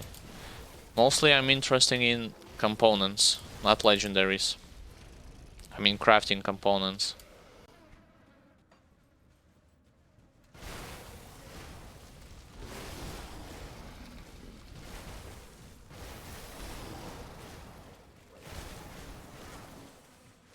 Oh, an elite is at the top, not at the bottom.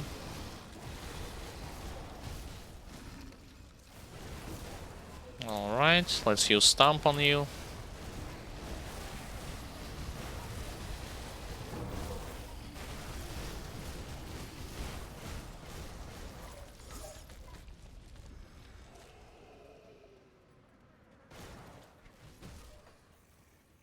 And I believe nothing more will be present here. There is a heroic chest in this area. Well, in a big hive, I mean. This chest can spawn either here or at the next cave entrance, so you just have to check.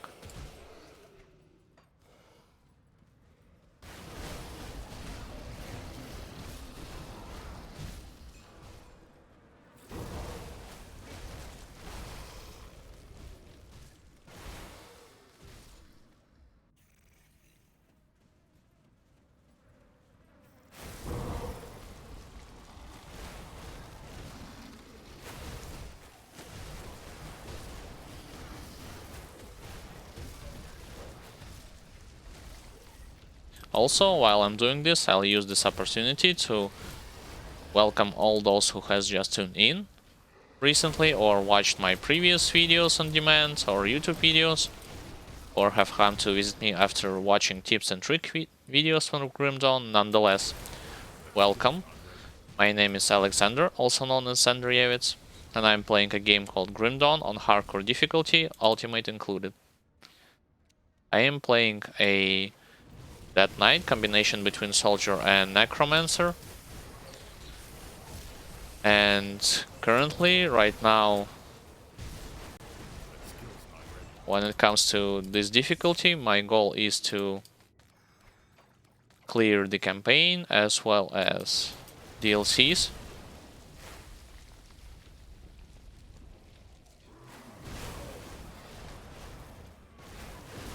When it comes to what I'm doing right now, I am farming right now components and materials to be able to craft better and more resilient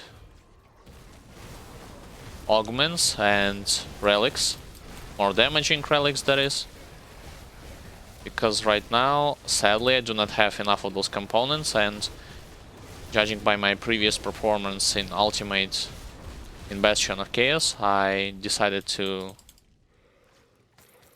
do this sort of thing right now, rather than regret it later on some of the DLCs.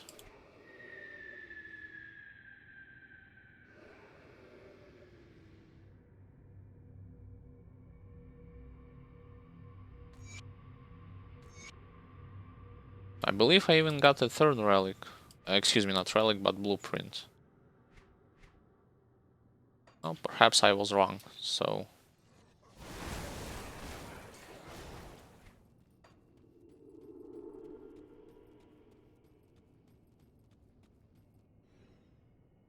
Let's actually turn off the auto pickup. I am using a mod called Grim Internals, which allows me to auto pick up lore notes, rare items, as well as components, but most importantly, it allows me to see how much damage my character is receiving, so that I can more precisely determine my strong and weak points and work around them. It also allows me to highlight character's HP bar as well as monster HP bar for me to better see amidst of battle, especially against elites and bosses, whether or not I am damaging them or I am debuffing them, so on and so forth.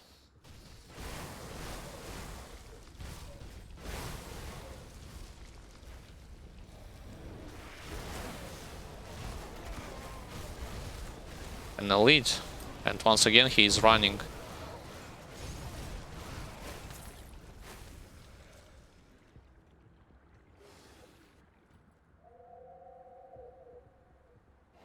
My inventory is full. Hmm.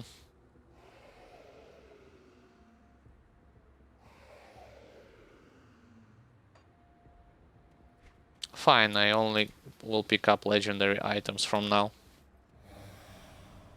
Well, for this run, that is.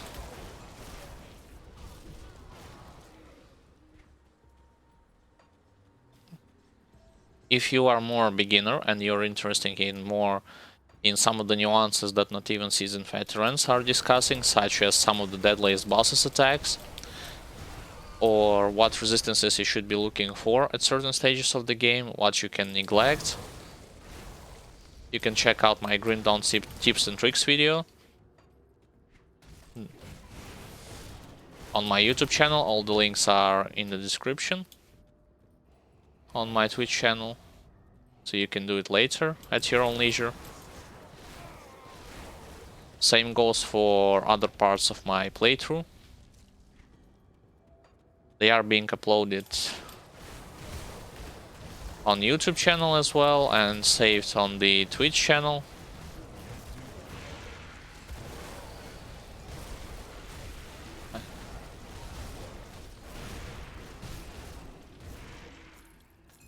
I haven't seen a boss in this area, strange. Usually was at this somewhere around Shrine.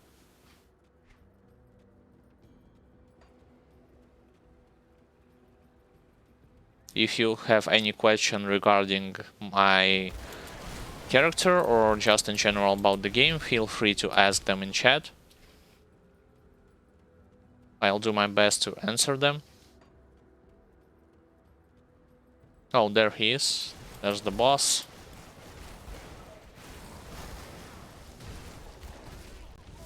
Seals on you everything I have.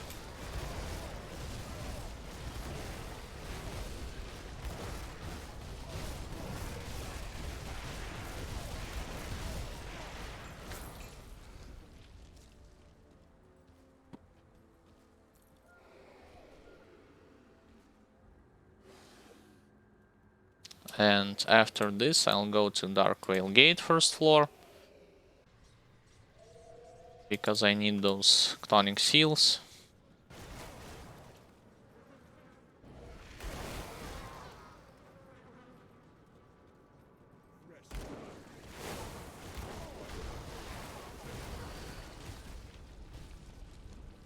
Oh, some elites. Great.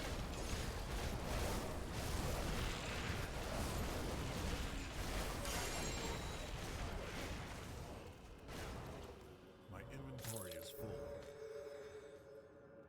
I cannot even pick components. Well, fine, fine.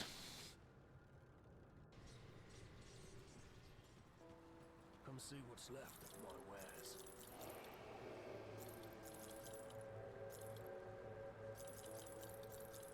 Should have just stick to legendary items at this point. And do not pick up even rare ones.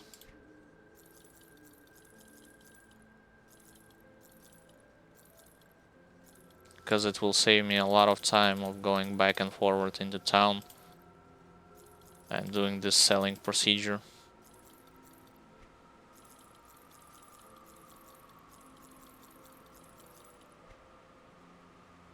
See you around.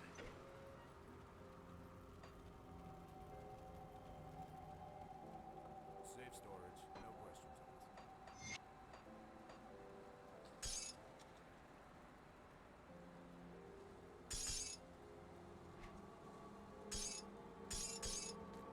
This goes here.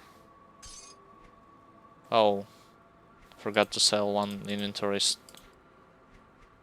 stash to the vendor.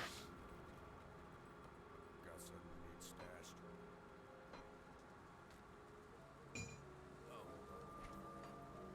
I would practically advise for anyone who is Wares. watching that what I'm doing right now to start collecting either shards and as well as cloning seal of bindings as early as possible and as much as possible, because otherwise you'll be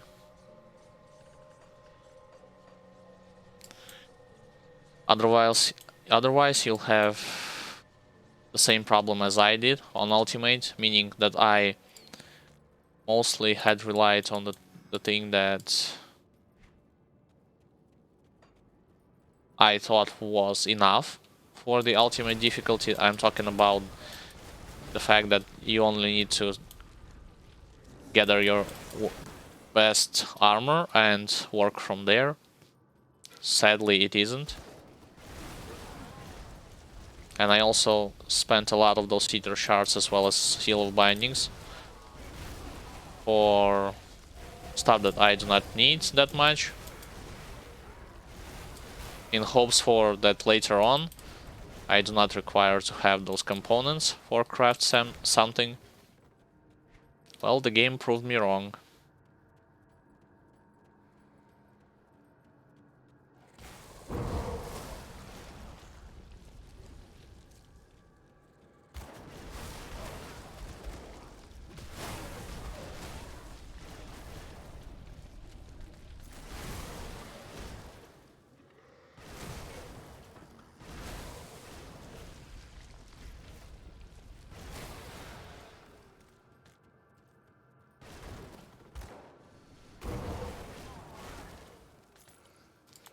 Right here I usually clear the first floor and not go to the second floor.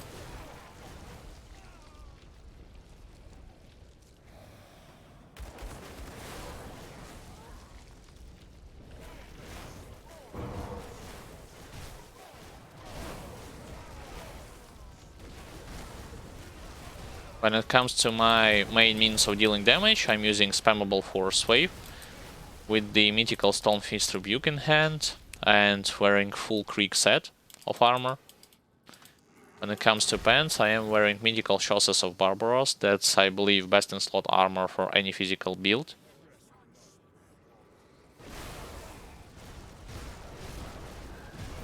All of the gear that I had acquired and wearing right now and where previously was gathered by self-found methods. Nothing was pre-crafted for this playthrough.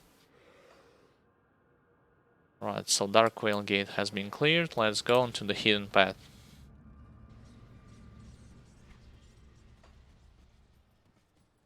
Hidden path part 3.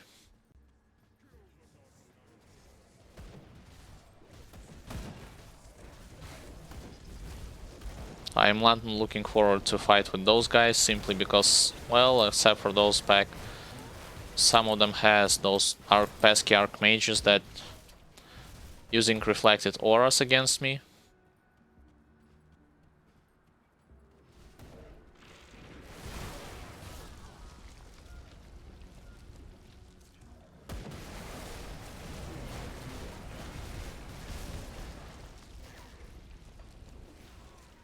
An elite.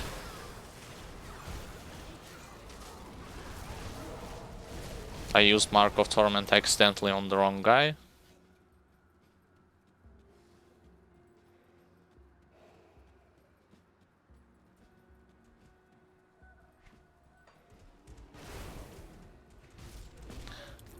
And when it comes to how long it will take me to do it, well, I need to craft this mythical relic, that's one thing. The other thing that I need to craft some of those components for rings, amulets, for rings and my amulet, as well as for my gloves.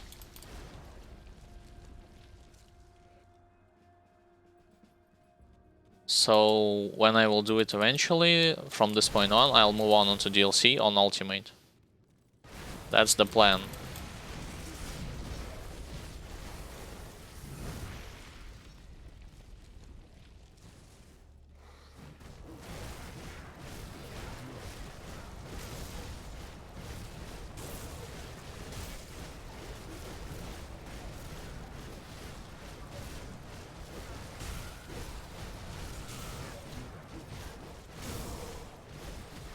Alright, so I am able to face tank him with the usage of my Mark, Creek Stomp, and as well as Warcry.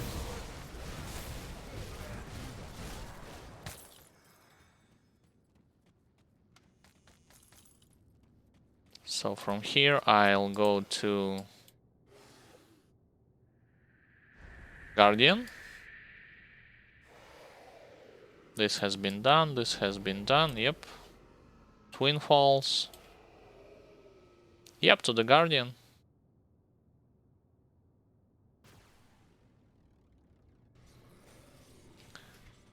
This is not the only way to grind for those components. You can actually do the roguelike dungeon runs as well as either Crucible or Shattered Realms, although when it comes to Crucible and Shattered Realms, do keep in mind that you will start to see good results when it comes to Crucible only from 150 wave, or when it comes to Shattered Realms, you'll start to see those same results, same good ones, from level 60 and beyond.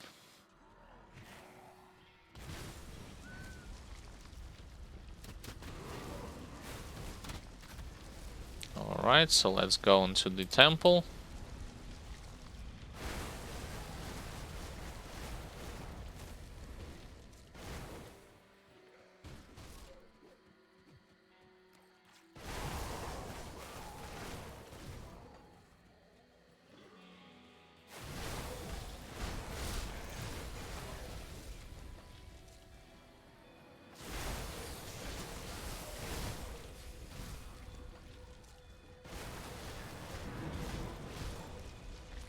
Some of the folks recommend to do the Shattered Realm stuff to level 60 on normal difficulty, if your character not that strong.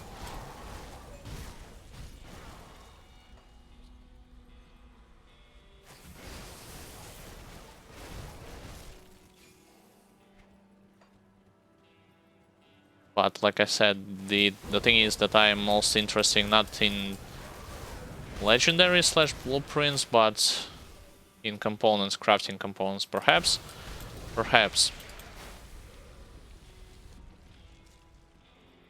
It's still worth it to do, but I, at this point in time, will stick to those campaign runs.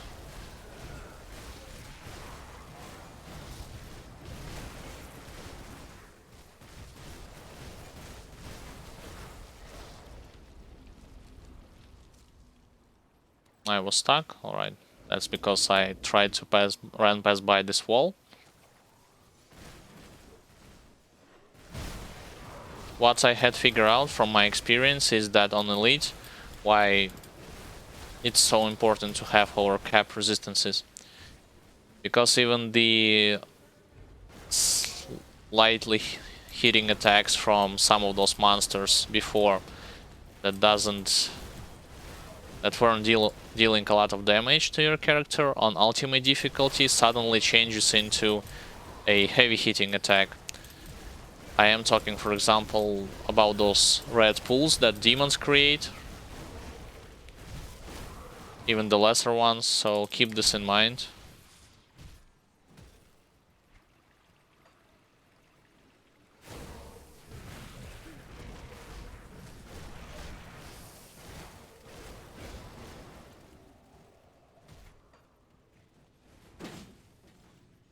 I mean, I can give you a perspective. When I have played on elite difficulty, the only way I see the difference in my HP drops, I mean health bar, was when I got hit by 4 or 5 circles at the same time. On ultimate difficulty, when I'm having 101% resistances towards vitality and even more towards chaos, even one red circle from those demons dropping my HP bars to dangerous levels when I am standing on it.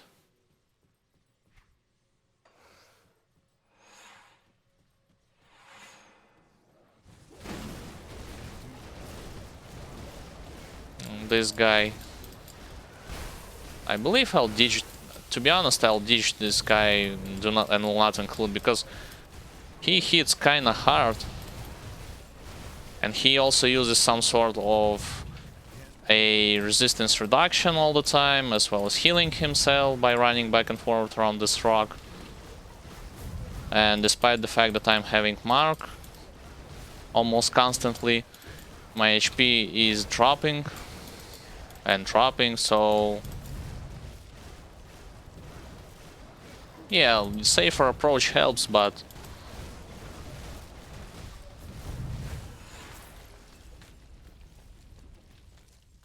like I said, I am mostly interested in the components rather than his items.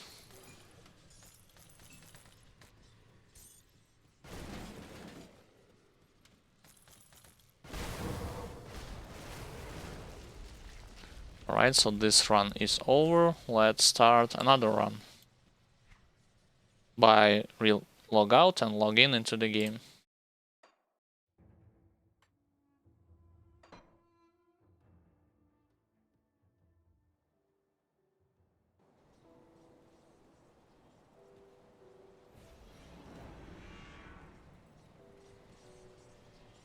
To be honest, should I have known the same thing is required from you for the ultimate, I would have done it on Elite. And if not on Elite, at the earliest stages, well, no, let me put it differently. I would have stacked those components, those crafting ones, as high as possible, even on Elite difficulty. Because doing it right now, after I have did this, practically the same thing for the Krieg's armor, feels... yeah, it's necessary, but feels a little bit boring when it comes to overall progression.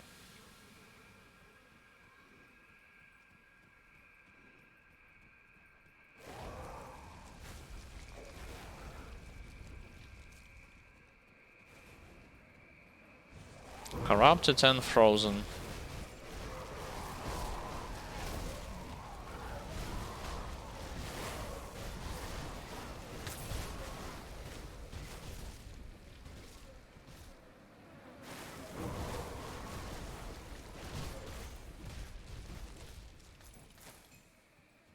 Same thing as before, I do need to clear those guys first, and also the eyes from this boss before engaging in a fight with him.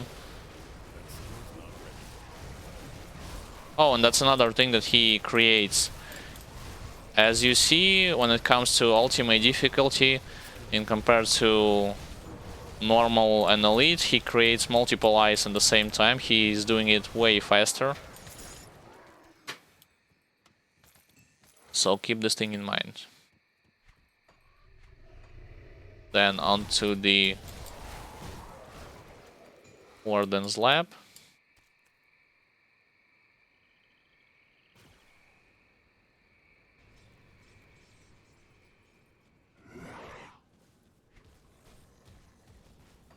Hopefully I will encounter Aetherial Nemesis once more.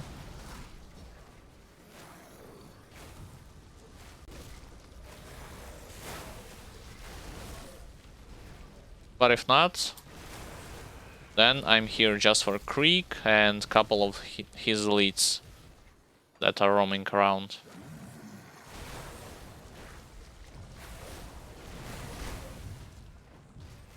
Oh, once again I need to go around them rather than straight towards Krieg boss fight.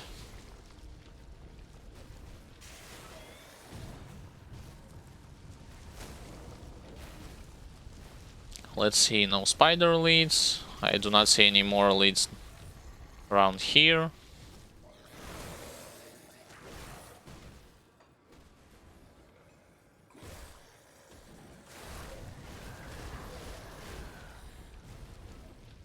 Yeah, perhaps I should at least pick up some epic here or there.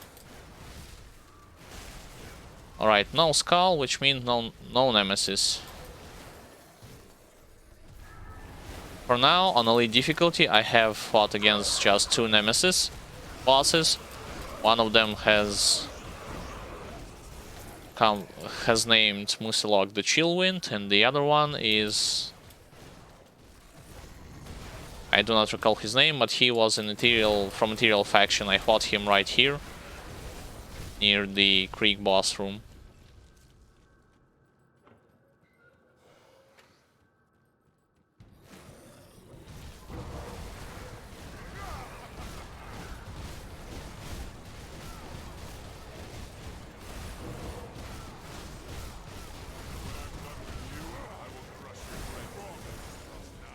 Alright, second phase, same thing as before.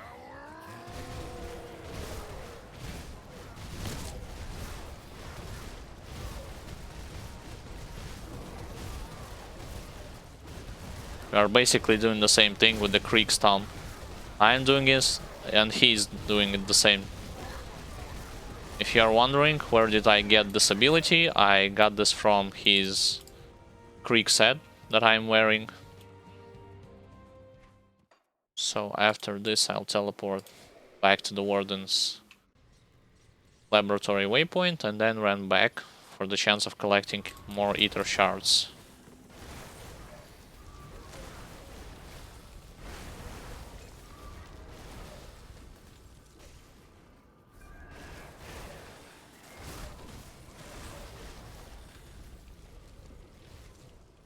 Oh, he's there. Good, good. Why it's good? Well, because for every new player, it's actually good if you are fighting Nemesis, because you'll get the opportunity to pick up your... open up his stash basically and pick up his items as well as blueprints. So do not be discouraged of fighting against him. Believe it or not, most folks consider him to be weakest. Well, I do not think he's that weak, but still not tough either. He has high lightning attack damage.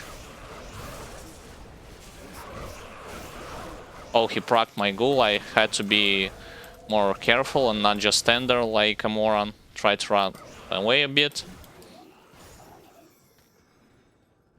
Good thing that I had ghoul as well as Menhir Will.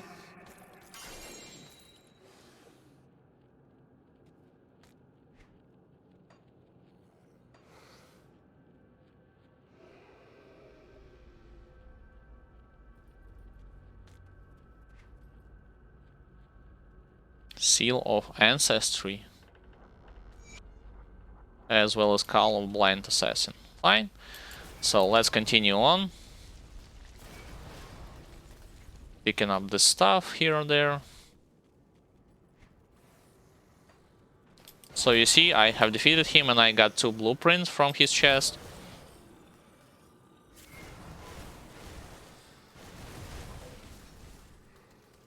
As well as a legendary.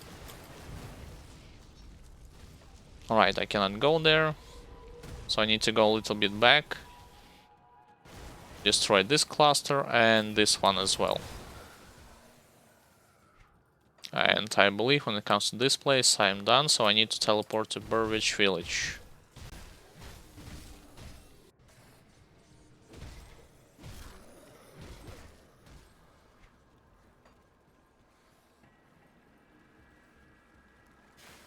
So in this village, I go to the top and into the Pestering Clair entrance.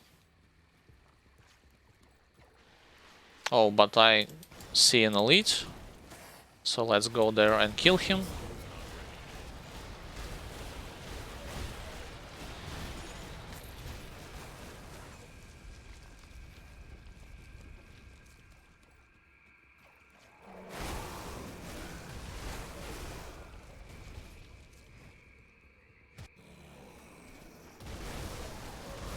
Once more, I see an elite. Alright, boss actually aggro towards me, so I need to move around a bit.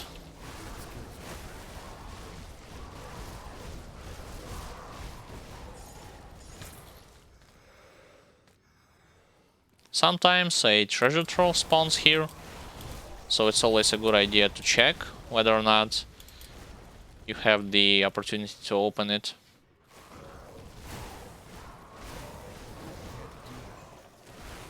Oh, another elite ghoul. Cool.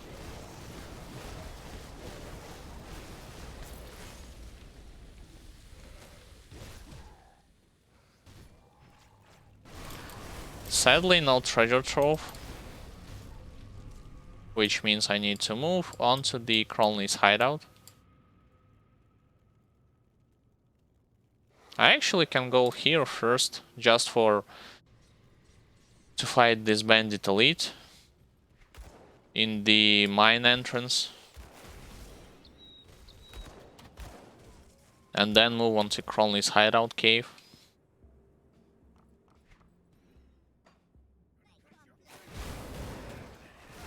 Those areas are good, all in all, just because you have your free dynamite, which you can utilize to destroy those free legendaries which you have with you, And by destroying them, you might ask why I need to destroy them. You'll get your free rare materials.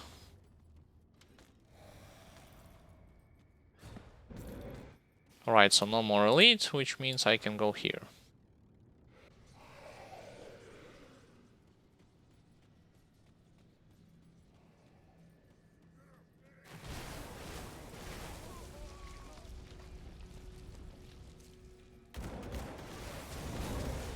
You might also wonder why I am recommending to do this Cronley's run as well. Well, you want to farm your infamy with the Cronley faction. Just for the fact that more elites will appear. And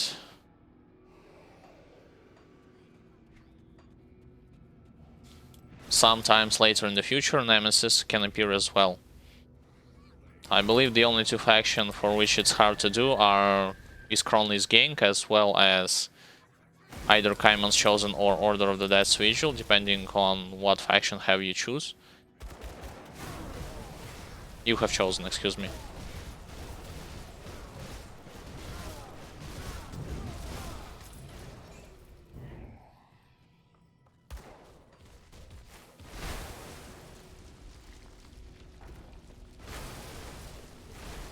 Checking bees just because they have also high chances of spawning an elite, either here or further at the top.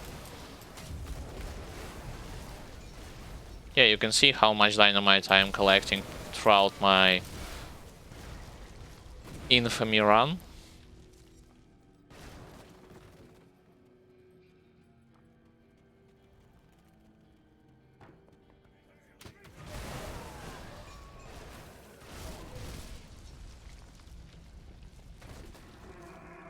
I got like 4 just from this cave.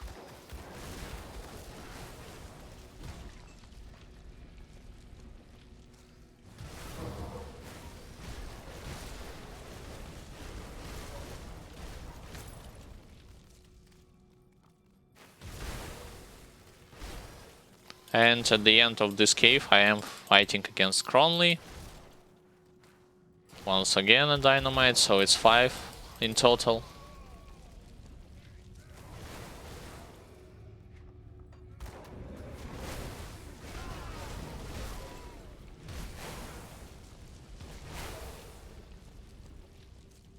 And then let's go and kill Cronley.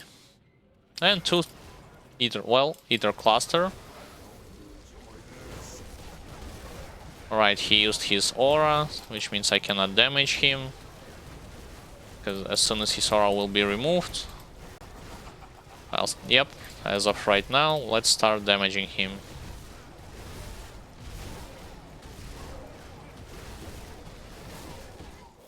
He blocked my skills. Not anymore.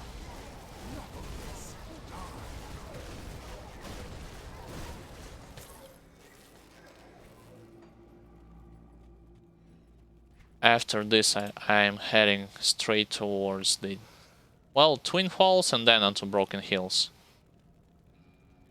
Let's do Twin Falls first. Once again, for a chance to fight some elite bees as well as bee boss in this cave.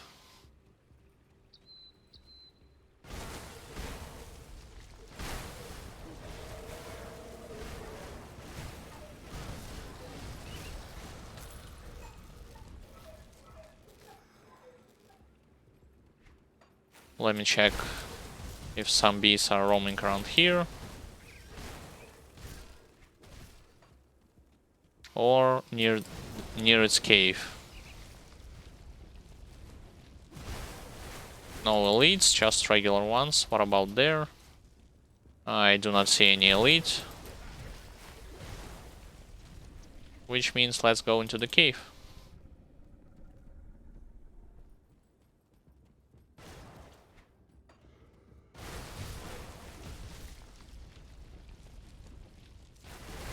There is some chance for this cave to have a heroic chest. But most importantly, you'll just want to head down and fight this matriarch.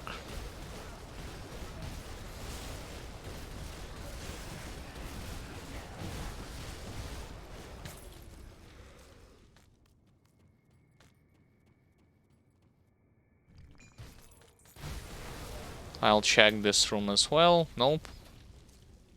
Oh, 2 elites just in the center. Fine.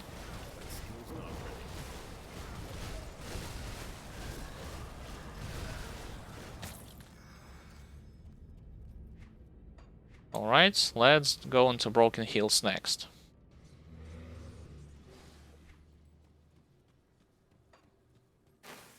Broken Hills, I believe, is the one area which has a very high chance of spawning from 4 to 6 elites, whether it be harpies or boars, doesn't matter that much.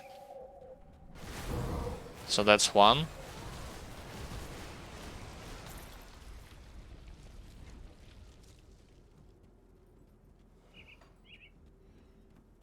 Let's check how many more will I encounter.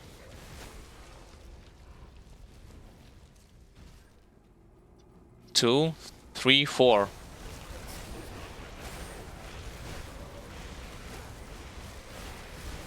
So this is what I'm talking about when I had explained about those high chances of elites around this area.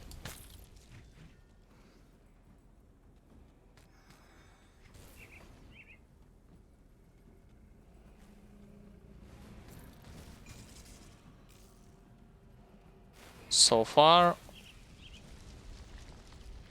4 elites. Let's see if there will be even more.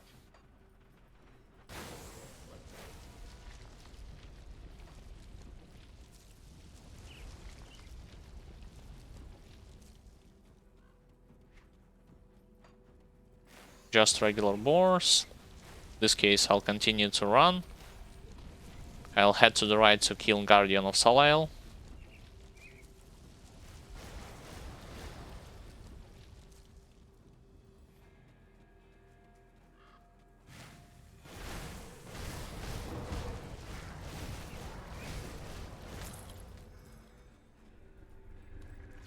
The thing is that Warcry, Mark of Torment, as well as Krieg Stun does not use that high amount of energy from you, which in this game version of mana basically, and you can spam them over and over again as soon as they are off cooldown. Do not hesitate and by trying to save those kills. As soon as they are off cooldown, spam them. Alright, I need to back off a bit and not stand in those pools. And he's dead, yep.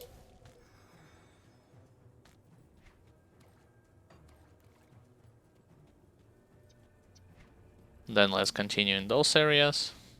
Oops. Moved in the wrong way.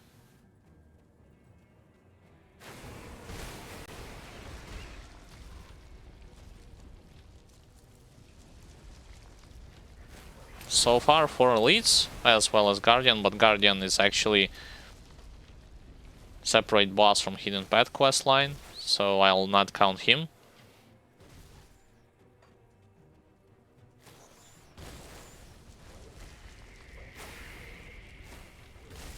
Let's see. Any more around here?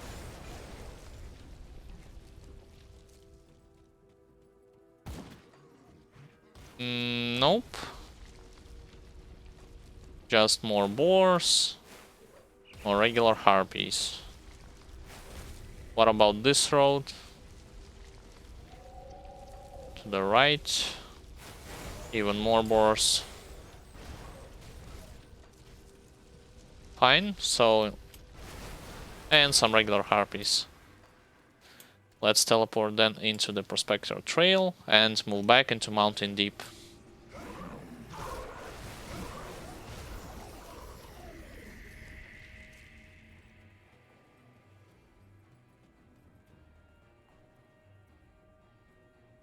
Oh, and I also wondering, have I picked up from Valderan his infamy? I think I haven't. The thing is that I have fought against Musilog the Chillwind at the Steps of Torment, to be precisely the 4th floor. And when I defeated him, he dropped a scroll which increases your negative reputation gaining from enemy faction by 100%. And also so far I had defeated 2 times the Valderan Storm... What do you call it? So... the guy from Aetherial faction, the Nemesis from it. And I had opened 2 times his... Right, so no treasure trove here, which means I checked this one, and this one area. Oh, and Ikrik spawned right there. So I opened his chest and 2 times infamy hasn't dropped from it.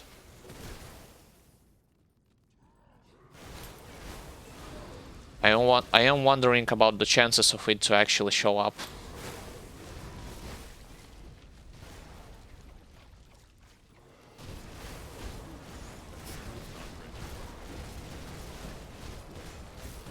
This area, yep, it has a trove in it.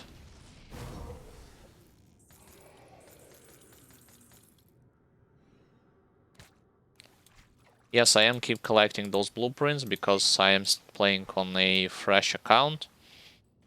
Practically playing this game for...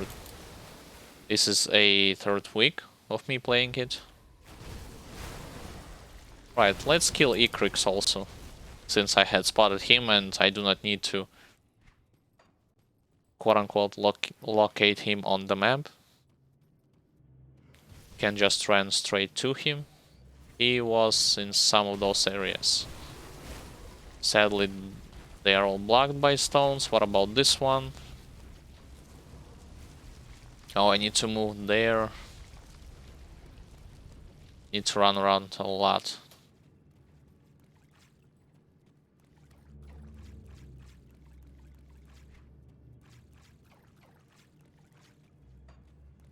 So I should be on his trail. Yep, there he is.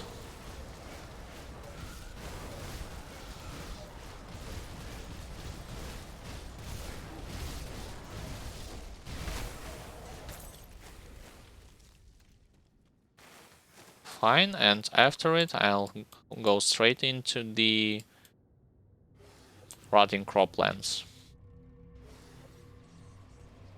An elite.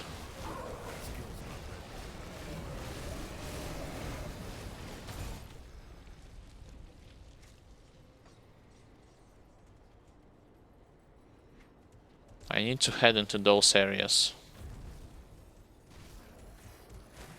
And be on the lookout for Aetherial Elite or perhaps from bugs.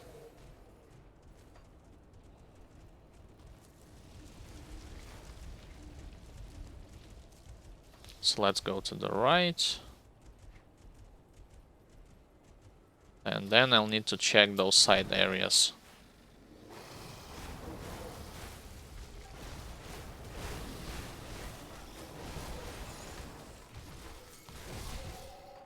In general, you are looking for an entrance to this cave. Either here, further to the right, or to the top. Doesn't matter that much. It can spawn randomly, so you just have to check in all those nearly gathered fields. Your hint should be on whether or not you're on the right track, should be the presence of bugs on those fields. Once you are spotting them, that means you are near the right direction, basically.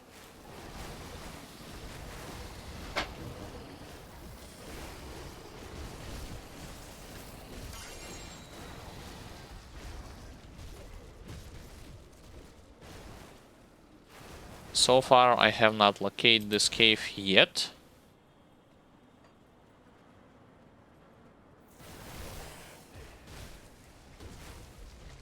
I do not believe it will be here. No, which means it's in this area. Because those areas are infested by Aetherials. Fields on the left, also infested by Aetherials. Let's see. Yep, I was right.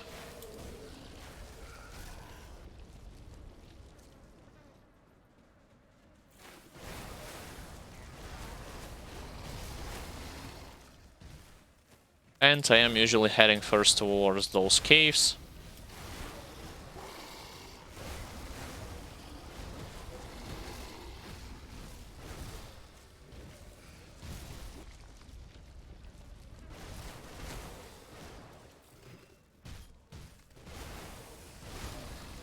In each of those caves you'll have your opportunity to either fight an elite, guaranteed one as well, or in the other cave you can actually go onto the secret and optional area, in which you'll have your way and opportunity as well to fight against a boss of this area. I think I got another blueprint. I'll check it as soon as this cave will be cleared.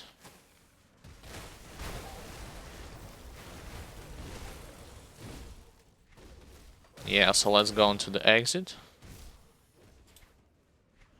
I did. Circle of Great Serpent, fine.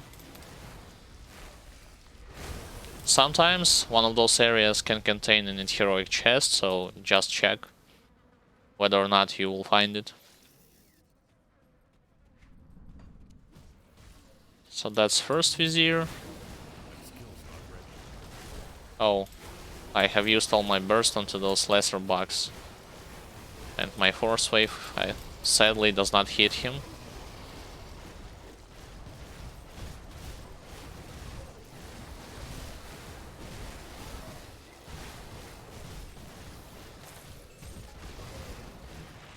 This is not a Vizier, this is just an elite.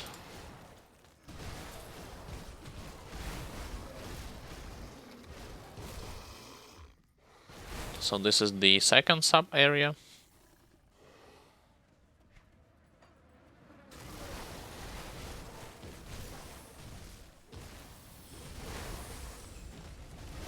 I believe also this is the second run. After third run, I will check whether or not I have my crafting components to finally craft the mythical relic, because believe it or not, it takes a hell of a lot of components to craft it.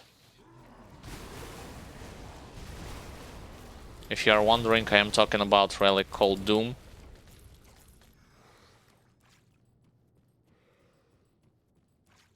I checked, so basically it's either Doom or Oleron's Red. I sadly do not have Oleron's Red with me, so this is why I decided to craft Doom relic.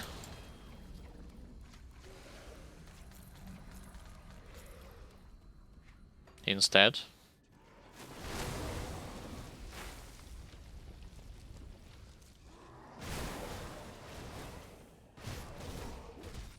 So once the coast is clear, you're free to go into the Hive Chamber, into the Queen's Chamber.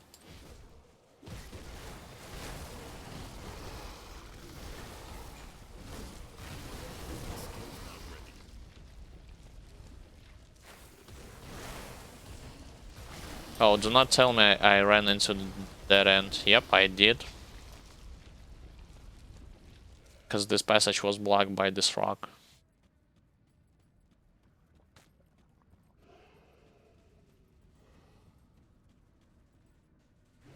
This river wanted to win, by the looks of it, 100-meter run for his money. This is why he charged from one end of the room to another just to hit me.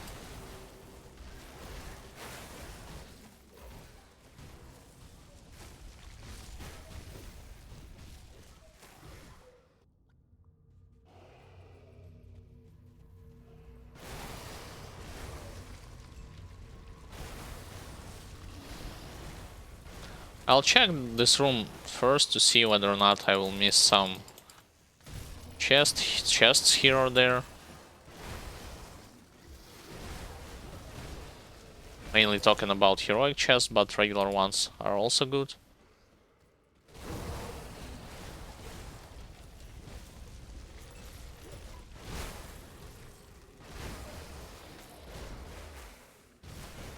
Alright, Queenie.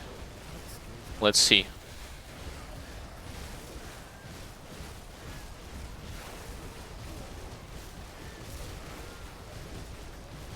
I do not recommend to stand just on one place and eat her acid. It's just that I had enough tankiness to do it.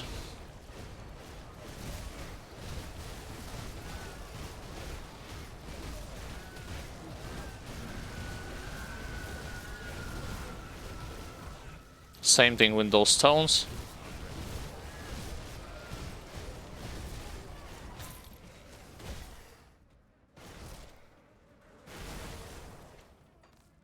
Yep. So let's go now onto the Blood Grove.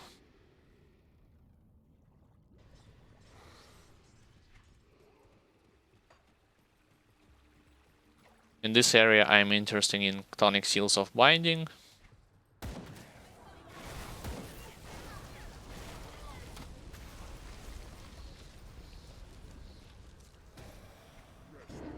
Alright, I actually find already a boss of this place.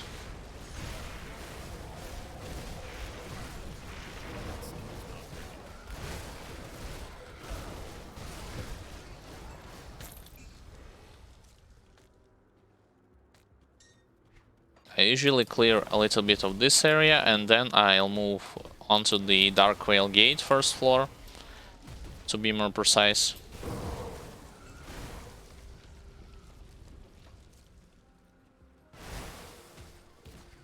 Do keep in mind that only cultists drop those Clonic Seal of Binding. Demons do not drop them.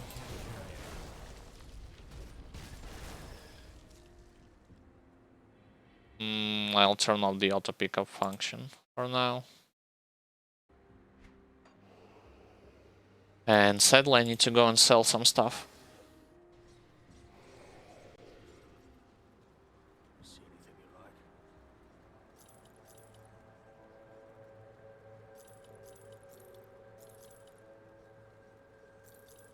I am selling everything except for the legendary items. Perhaps I'm doing this thing wrong, but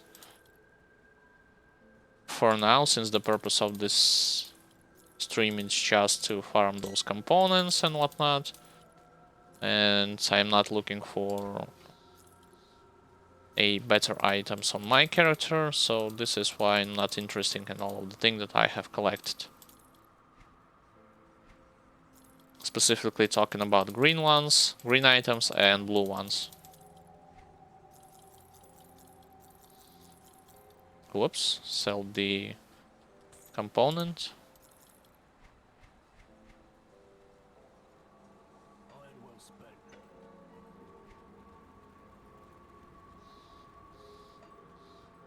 Safe storage, no questions. Hopefully, fingers crossed, after several of those runs, I should have more than enough when it comes to crafting items to... should have sold this. To craft this mythical relic. As well as those endgame resistance components.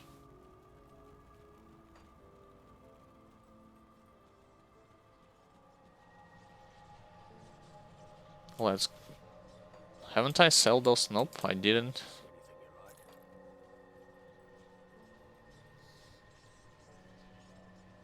So let's get back and continue our farming route.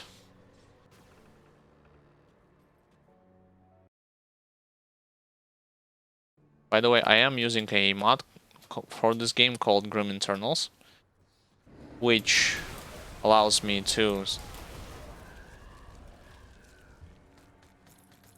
highlight my character's HP bar as well as enemies' HP bar. It allows me to auto pick up lore nodes, blueprints, components, and most importantly, it also allows me to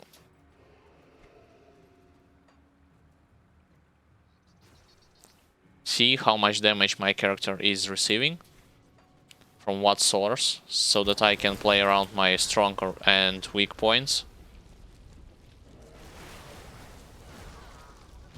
This mod is completely compatible with every version of this game.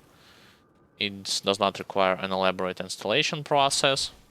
You can definitely play this game without it, just for you. It provides, let's say, mostly quality of life changes rather than anything else. It does not break by any means any aspect of this game.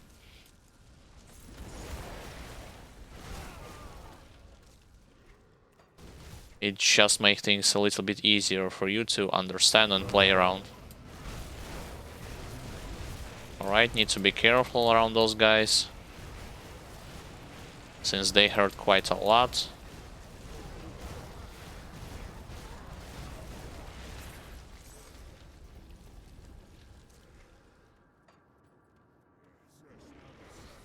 Once again, I do not know why am I stuck in on this ladder.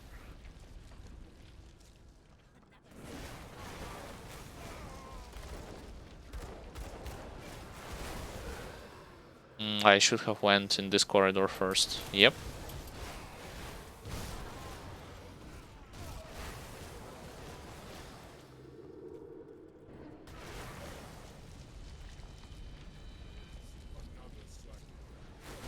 I usually clear the first floor area and skip the rest.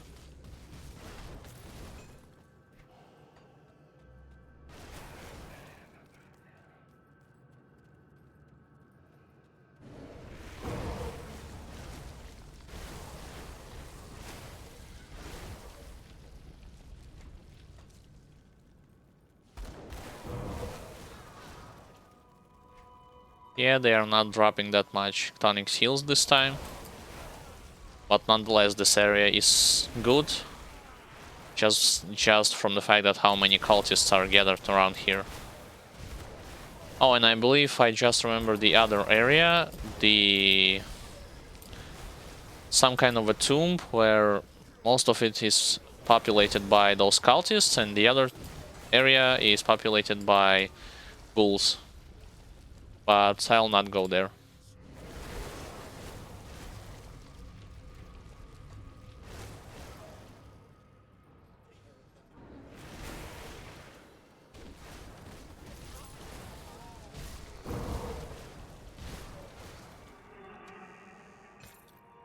And do not forget that you have your free dynamite around here.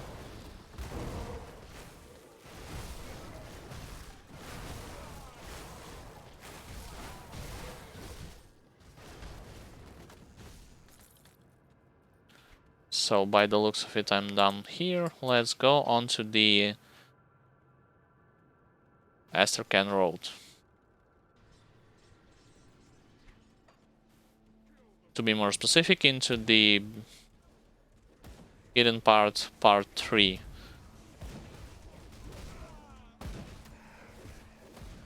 Let's skip those archmages, guys. Because for my type of damage, which is internal trauma, they are very dangerous enemies, believe it or not. Despite the fact that those archmages are dying from one regular hit, or from 2 regular hits, or 1 critical hit.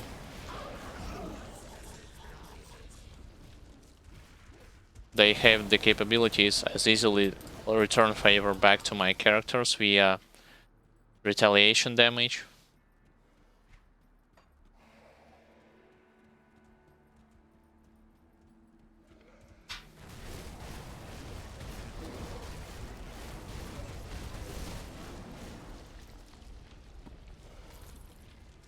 Alright, let's go here.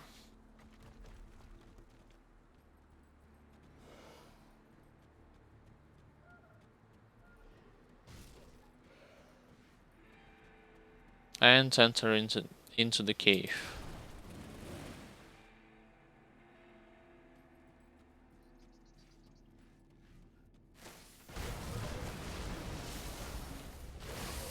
Let me first clear those mobs around.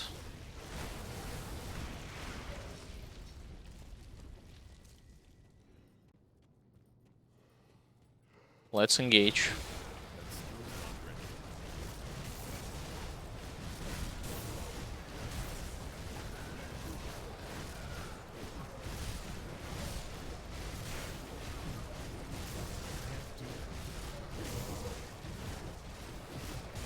Once again, as for now, I have the capabilities to tank this boss, but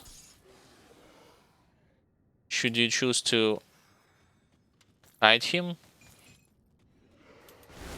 you should first try to run around the room and see whether or not those monsters will spawn, and then engage in the fight against this boss. So, and after this, I'll go on to the Sentinel boss, into the temple.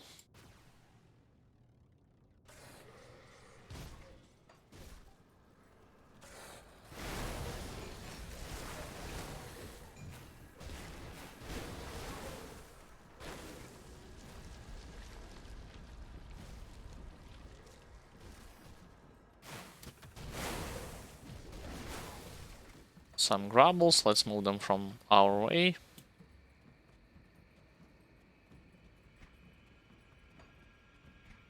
Yeah, so this is why Sentinel... Although I do not recall having this debuff at the temple itself. I mean, Sentinel boss by himself hits a lot when it comes to physical damage.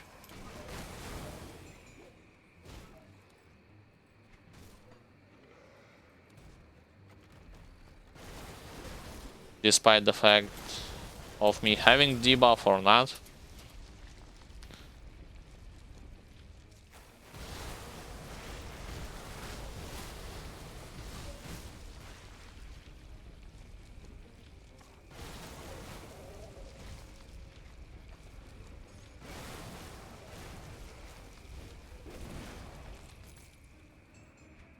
I'll go straight into this temple.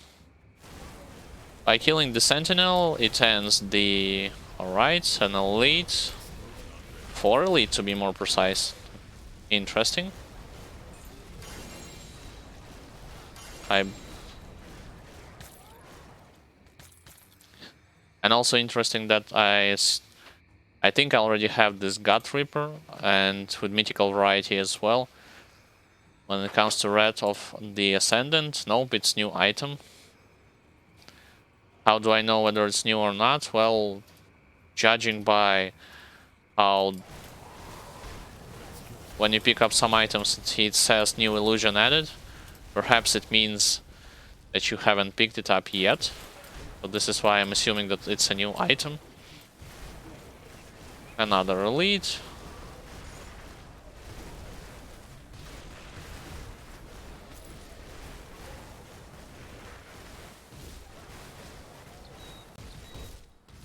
Oh, and 2 more. Good. Oh, and I got hit pretty hard there.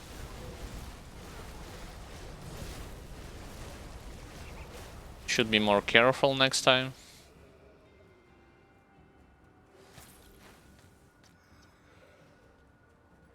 Alright, let's finally enter this temple.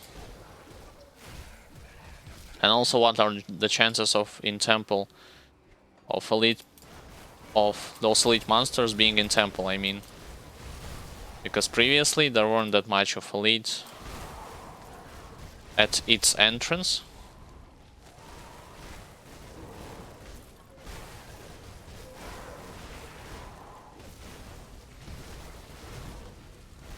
Let's not stop. Do not stop moving, and let's keep going.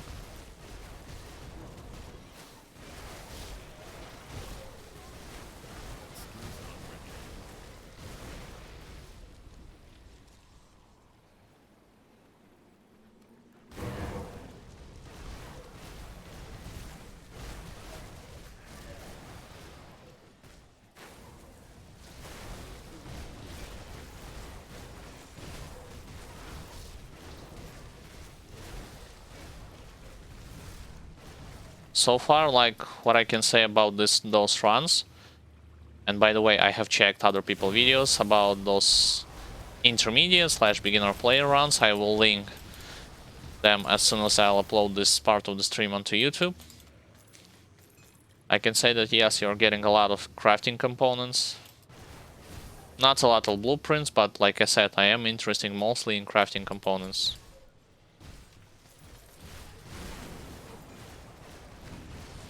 I do not care that much about those blueprints, because those people who said that crafting a mythical relic will require a lot from your side, they were right on 100%. And I will also add that crafting high level components for resistances also requires a big chunk of your resources.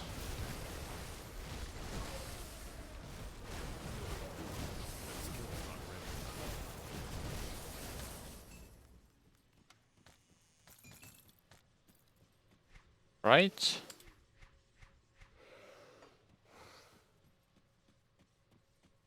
So let's engage in a fight against Sentinel. Although I do not have Mark, let's wait a bit. Alright, I have Mark right now. Yeah, so you see, when it comes to resistance reduction as well as his overall damage output, he is definitely a guy who hits a lot.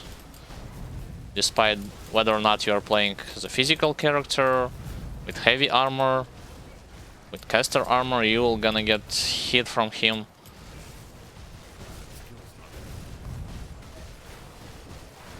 Let's actually move him away from the stone, in order for me not to get surprised that much by the fact that he healed. I had used my Ether cluster just in case, because I got blocked there for a second.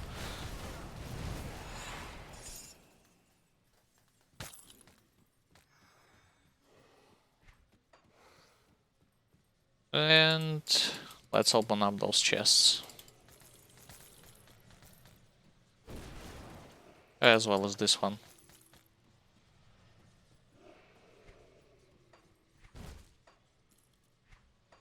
So, let's go quickly sell some stuff. See anything you like?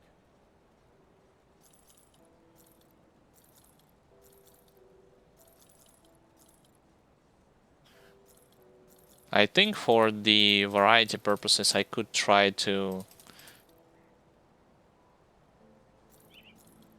do the Shattered Realm style, but I believe I only am capable of going that far to level 60 only, either on normal or on elite.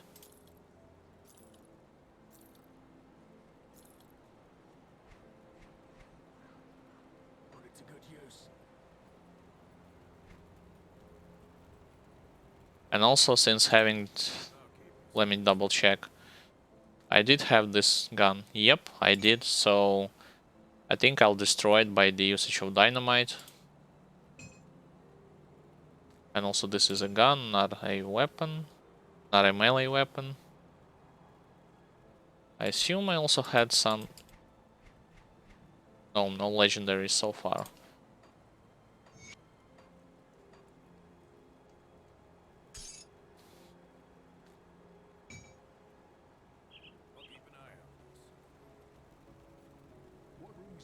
Let me double check how more do I need when it comes to this relic.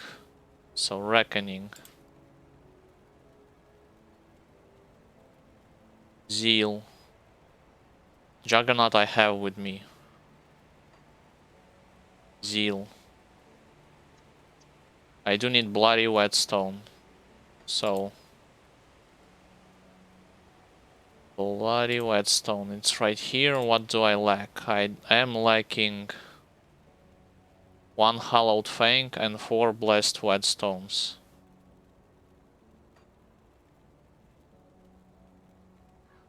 One Hallowed Fang and Blessed Whetstones. 4. I can only craft 3. Why?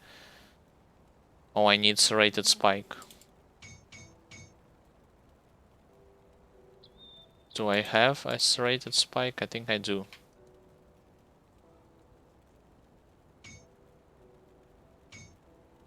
So, bloody... Oops, not bloody, blessed. So 4 of these. So let's type again, bloody whetstone. I assume I need 1. Hopefully I need 1.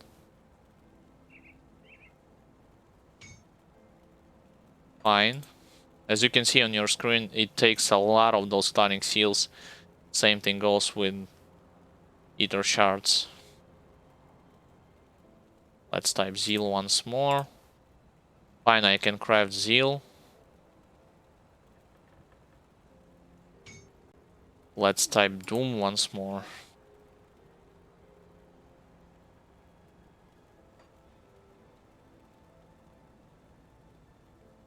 Type reckoning. So I need juggernaut. Juggernaut I will just remove from my character.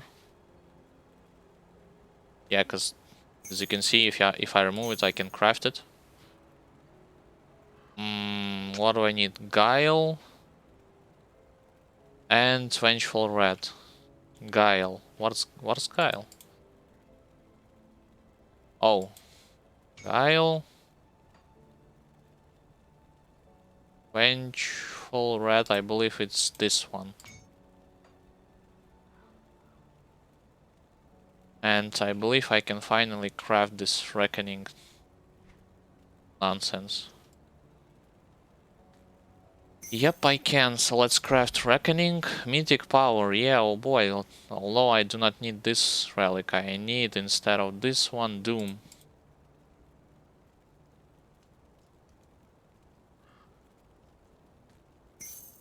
Yep, doom please. Finally, mythical relic has been crafted.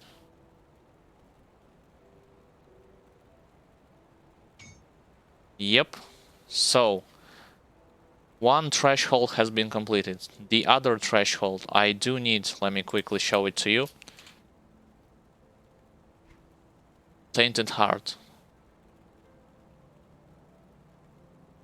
To put it on amulet and metal. Because my ether resistance is less than desirable, let's just say.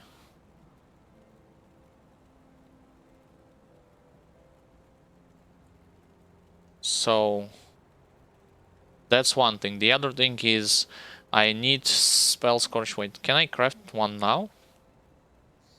Or rotten hearts?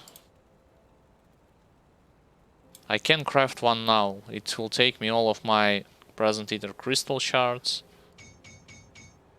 But I believe it will be worth it. Tainted heart.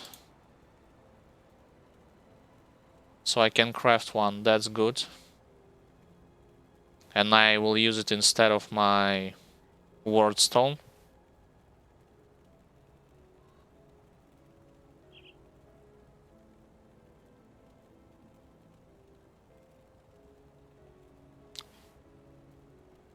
And instead of my... Let me double check. Yep, instead of my anti-venom self,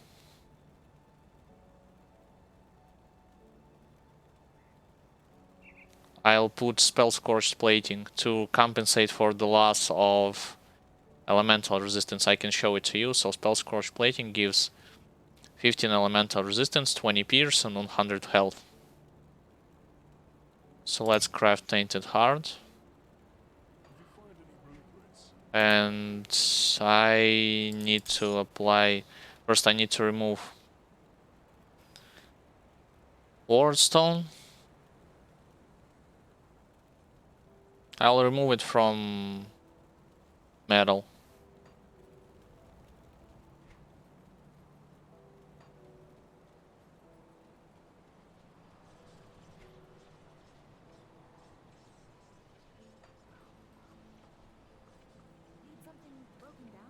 So keep item.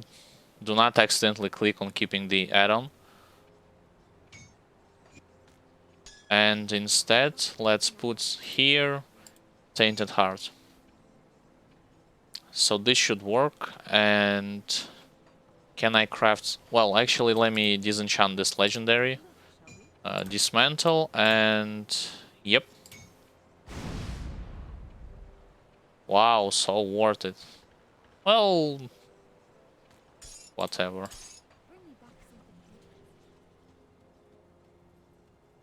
So, can I craft Spell Scorch Plating right now?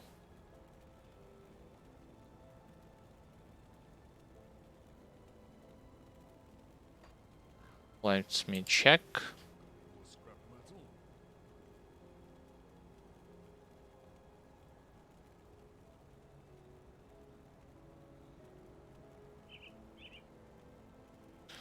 I think, well, 1 Resilient Plating and 4 Runestone.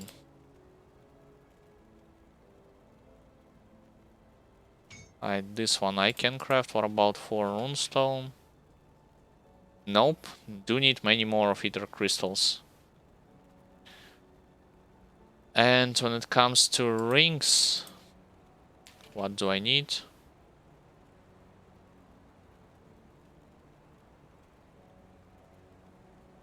Magic component.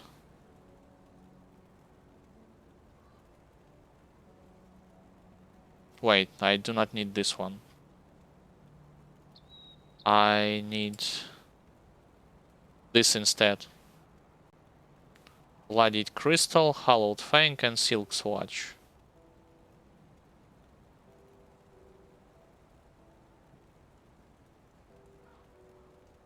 Yep, so I do not definitely need many more. I'll keep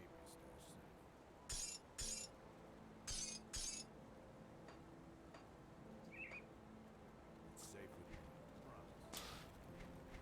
Well, good thing that 2 thresholds are already been completed. So I do need 1 more Tainted Heart and put it on the amulet. I do need to put Spell Scorch Plating on gloves, as well as those 2 new... Actually, I do not know if I should put those 2 new components on rings. Perhaps I should. Fine, let's not waste more time and do more runs of those crafting stuff. And while I am relogging and logging back into the game, I will say for all of those who has just tuned in, welcome. My name is Alexander, also known as Andreyevitz.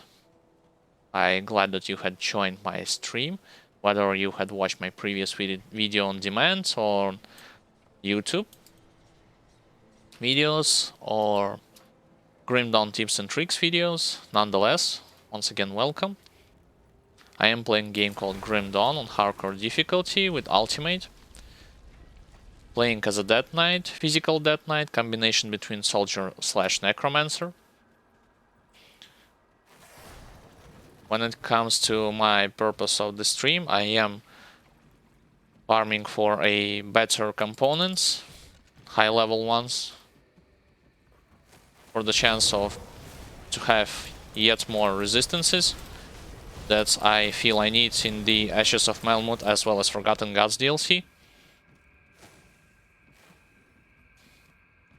When it comes to in general my plan towards ultimate difficulty, I intend to complete fully its content, meaning the campaign as well as DLCs.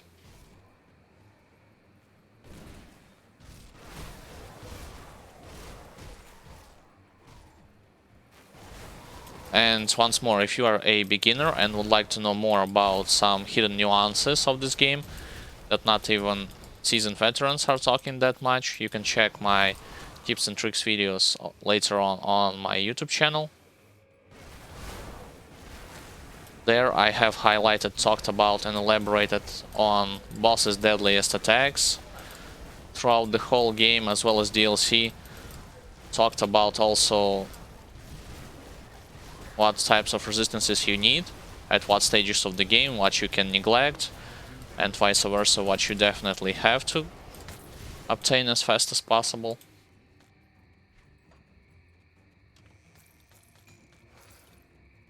I believe its information is highly important, especially for those who want to beat this game on hardcore.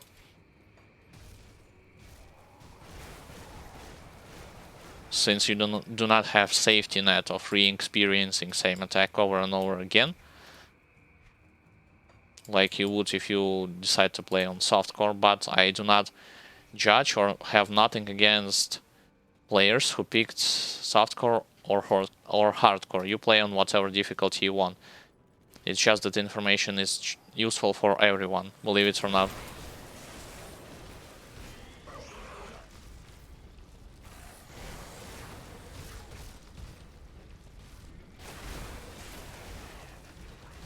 When it comes to my current farming route that I'm using, I had watched several of other more experienced players recommended farming routes for crafting materials, and as soon as I'll upload this video onto YouTube, you can watch them as well. I am mainly interested on those Ether crystal stuff, tonic seals of binding. Alright, reflective, had to be careful around this guy. Hopefully now, since his aura is off, I can zerk him down.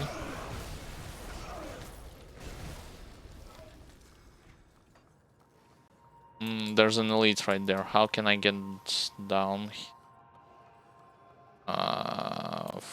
from this area? And believe it or not, despite the fact that playing on third difficulty and having level 100 character, I doing those sorts of run because should I have known that I need those low level components, I would have stacked them way earlier into the game. And that's the one advice that I can give straight to you.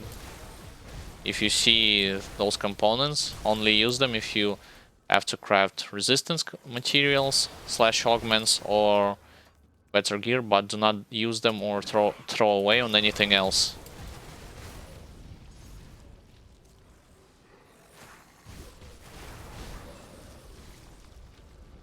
Got some crystals here or there, always good.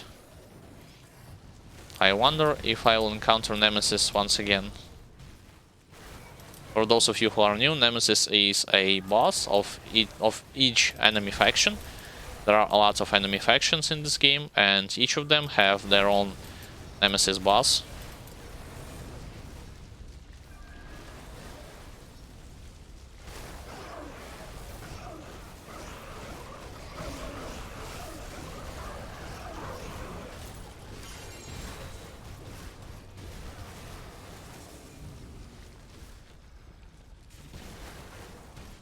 Alright, let's go for Warden Creek.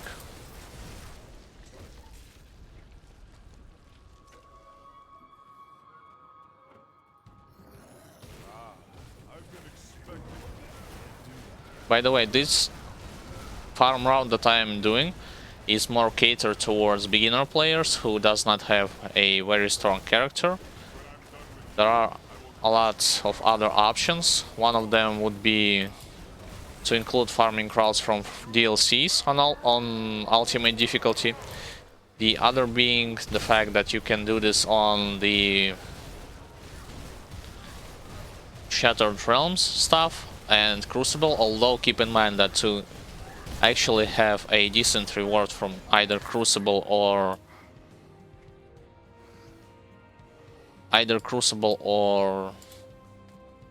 Shattered Realms, you will need to go, when it comes to Crucible, to level 150, when it comes to Shattered Realm to level 60.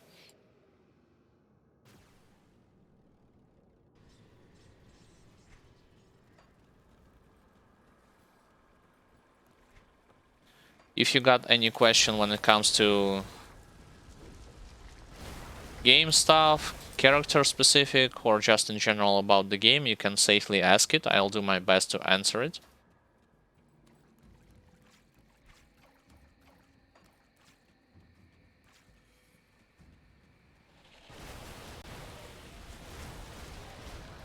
That was a weird interaction. He just ran past by this wall.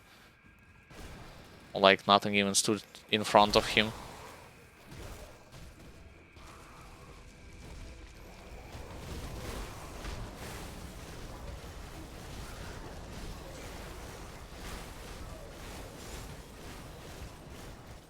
Alright, let's clear this elite.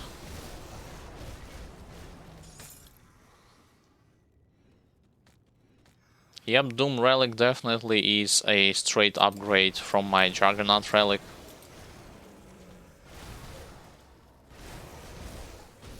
I can see it practically with my own eyes. I mean the difference in numbers, damage numbers.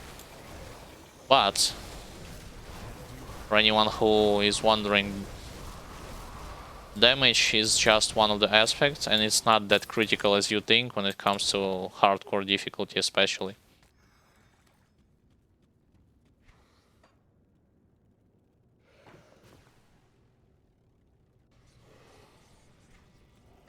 Also, if you're wondering what are the unique changes that I have... Oh, alright, so my main damage type is physical / internal trauma damage, and my main means of dealing damage, or skill if you'd like to put it this way, is spammable force wave with mythical Stonefist Rebuke in mind. All of my gear is built around this type of damage. I am wearing Creek set, full pieces, full Creek set, such as helmet, shoulders, gloves and chest, and boots. On my pants I'm wearing mythical Shosses of Barbaros. On my belt I am wearing mythical Gladiator's Distinction. This legendary medal I just crafted. It took hell of a lot of time and resources to do it, but it's still a good medal in my opinion. So mythical Mark of Calaster. Rings. Mythical Ring of the Black Matriarch. And Coven Storm Seal. Those rings considered to be best in slot for all the physical builds, as I read on the forum, so don't quote me on that, from more experienced players. When it comes to amulet, I am wearing Bismail Champion Pendant. And this is practically it when I'm talking about gear. What I am doing right now, I am farming those components, such as Ether Clusters, as well as later on Tonic Heals of Binding. Why? Because I need a lot of them to craft a better high-level resistance components for my stuff. So I'm going to ditch those, remove those anti-venom self, and instead I'll put Spell Scorch Plating. Same thing will happen with the Warstone. I'll remove it and instead I'll put Tainted Heart, like I put on my legendary medal, because my resistances toward Ether is a little bit in the lackluster side, let's just say. And finally, when it comes to those rings, I think of removing the soul shard from it and put on its place, I forgot how it's called, the component, which basically still gives you the vitality, resistance, armor, and something else, so for level 75. It's just that before moving on to the ultimate, I just farm for Creek set pieces on Elite, and I genuinely thought it was enough. Well, let me rephrase it. When I farmed all the Creek pieces as well as those pens, I also bought from every friendly faction those augments, such as you see Seal of Blade, Potent Beastmail Cutting, so on and so forth, so they are also considered high level. But on all of my armor, as well as weapon, was applied the low level resistance stuff, such as Anti-Venom Cell, Silk Swatch, so on and so forth. And on my previous stream, when I beat the Bastion of Chaos on Ultimate, as I started to see the, well, perhaps it's more because of the Ultimate difficulty, but still, I decided to dedicate this one part of the stream for the farming crowd, so on and so forth, because I was getting tired of seeing those regular demons throwing one pull on the ground, just one pull on the ground. It's not even elite one. And me standing on this pool and seeing my HP drops like way below my standards, let's just say, despite the fact that I'm having the vitality resistance. Well, I had less, I had like 120, so now I pumped it through the upgraded it, tainted heart as well as sanctified bone, and I believe it will play a critical role later on when I go to the Ashes of Melmoth DLC as well as Forgotten Gods on Ultimate, because I have completed the main campaign on Ultimate. It's just that before moving on to DLC stuff, I wanted to farm a bit for resistances and whatnot.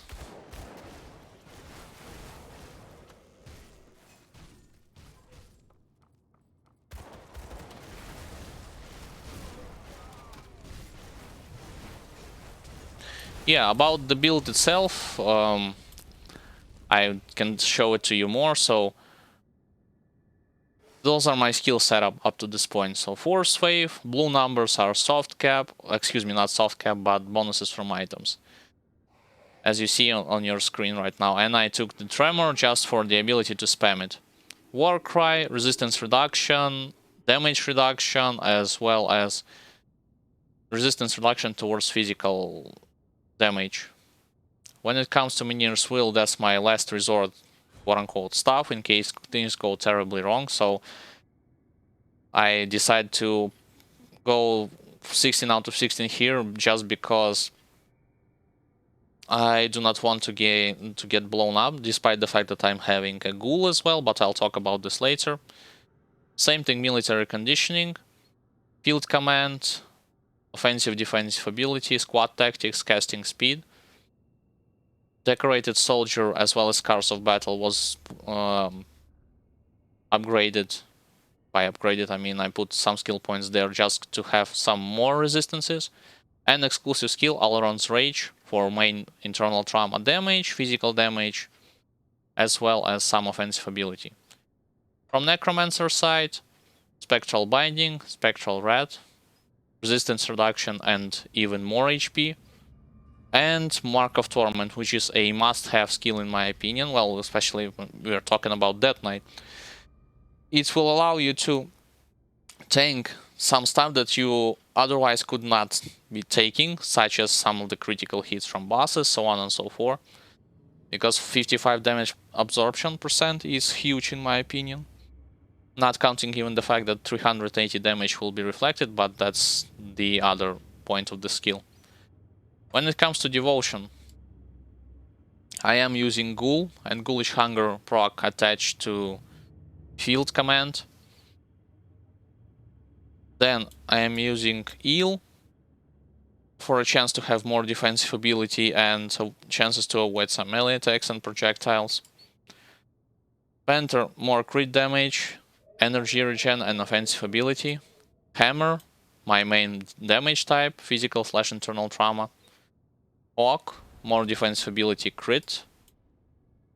Empty Throne, resistances towards stun, ether, as well as chaos. Behemoth, I have decided to pick it just for the fact that it gives health regen as well as good proc when I'm getting hit. It pumps my HP regeneration to a very high level. After Behemoth, I also decided to pick up Chariot of the Dead. Same thing, same goes. Practically, its proc have the same quote-unquote effect as Behemoth, meaning it heals you, but it also gives you defensive ability and armor on top of it. And the Chariot itself is giving you a lot of offensive ability just from those nods. Revenant, I picked this Revenant just for the fact to have resistance reduction from skeletons that are spawning from my Force Wave, running around hitting stuff. Kraken, constellation that is a must-have in my opinion for every wielder, or every two-handed wielder, because it gives a lot of damage as well as attack speed, crit damage, so on and so forth. From the right side, I haven't talked about just the Solemn Watcher, a very good constellation in my opinion that gives a lot of defensive ability as well as, most importantly, reflective damage reduction that I and every user of physical/internal trauma damage is vulnerable to.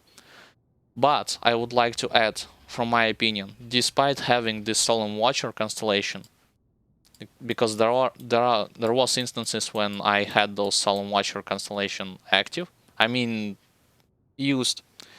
When I hit Archmage guy 6 times with my Horse Slave, I almost died just from it. I wasn't paying attention that his aura was on. So this, and also those Archmages are considered by me as a lesser enemy since they are dying just from 1 or 2 hits. Yet still, when their aura is off, same thing by the way goes with elites that are reflective, you can just as easily die from your own damage if you stack it too much. And I do not think that your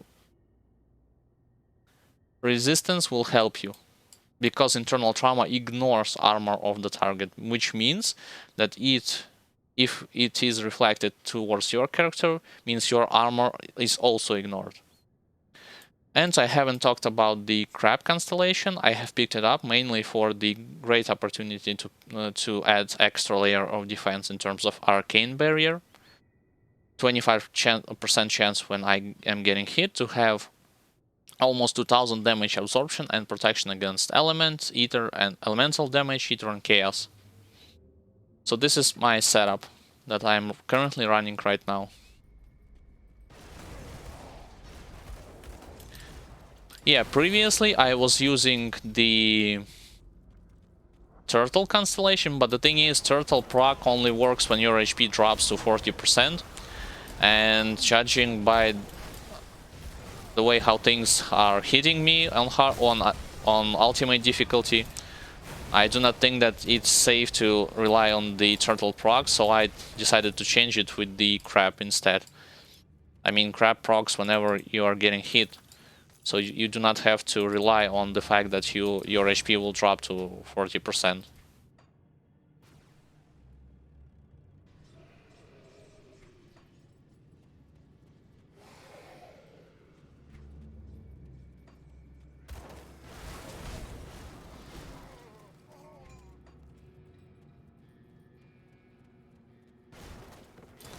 And despite having all of those defensive abilities, most of the bosses, well, I haven't showed you my resistances on ultimate, so let's check them. Slight overcap in ether, excuse me, in elemental damage. A little bit higher when it comes to cold. Overcap in poison. High overcap in piercing. Bleeding. Vitality. Ether. Stun as well as chaos. Yet still, despite all of those resistances on ultimate difficulty, most of the attacks that, like let's just say from elite difficulty or normal difficulty, that hit you not that hard, on ultimate starts to hurt a lot. Especially from bosses.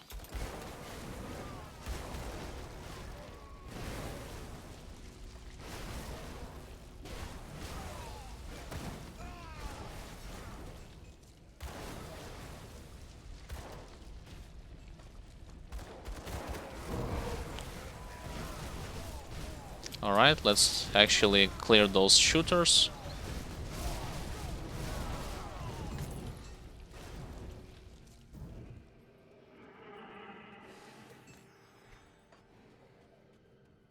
I mean, I haven't checked on the forums.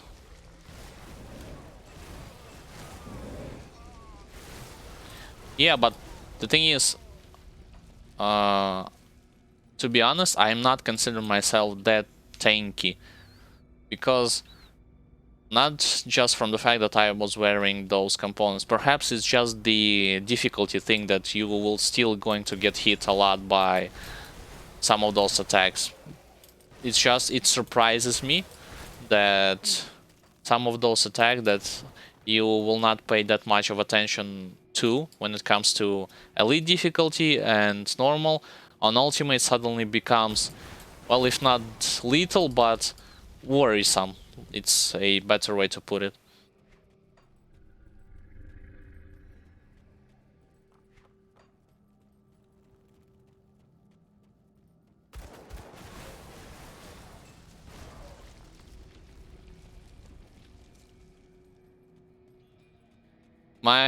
Like I was explaining before, my goal when it comes to ultimate difficulty is to complete its content. I mean, the main campaign, which I already did, vanilla one, and as well as DLC. And yesterday, excuse me, not yesterday, but the previous stream, which was on Saturday, previous week, I had beaten the main campaign as well as Bastion of Chaos, which was the roguelike dungeon in this main campaign. But at the Bastion of Chaos, I took a lot of unnecessary damage. Not because I was playing recklessly, but because my resistances wasn't that high. So this is why I decided to slow things down a bit and start to change my components with high level ones. Same thing goes with this relic, because previously I was wearing relic called Juggernaut, and now I am wearing relic called Doom, so an improvement definitely, but I need to improve yet more.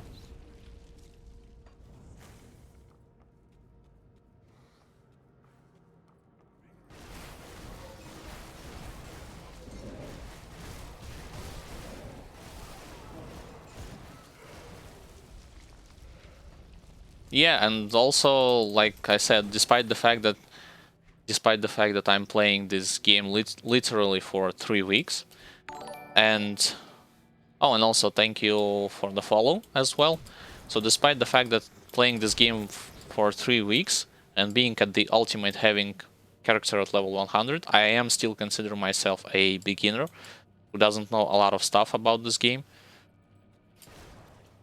Especially when it comes to ultimate difficulty. I mean, things are definitely changing when it comes to ultimate and elite. Same thing happened from normal and elite, but not that drastically, I could say.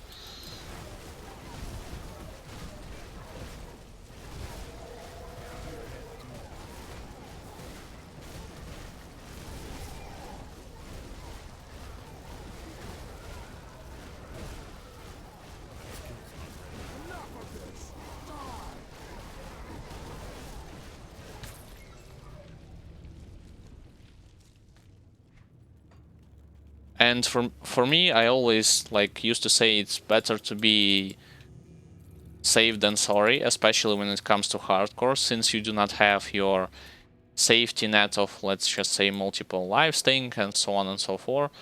So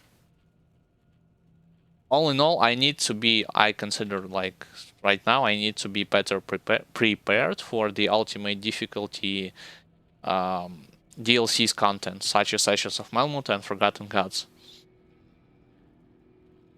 When it comes to what this DLC can throw at me specifically, I already know about those bosses.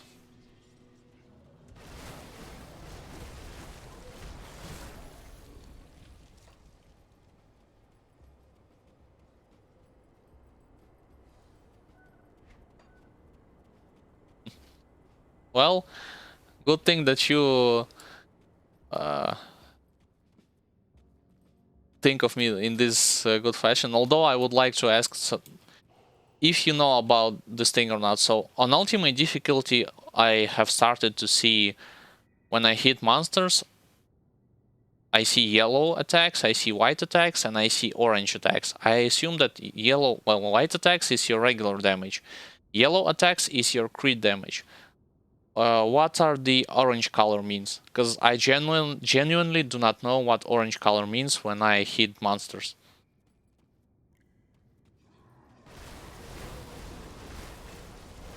Sometimes it happens, like I hit them and then orange color pop up with my damage numbers. What does orange color means? I do not know.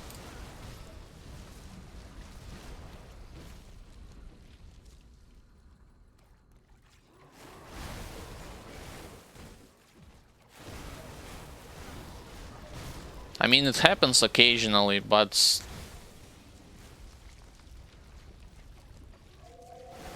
Oh, so basically it's some form of... Yeah, like right now, so basically it's some form of double critting attack, perhaps.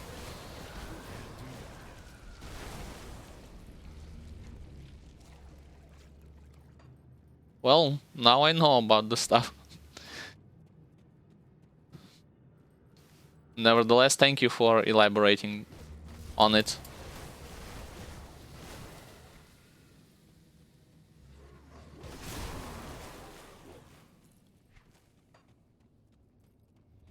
And the thing is, well, what I am doing right now, meaning hunting for those crafting components, so on and so forth, you can do this also on in Shattered Realm stuff as well as in Crucible, but when it comes to Shattered Realm and Crucible, the thing is that you need to go way deeper when it comes to their levels to see some form of good rewards, let's just say.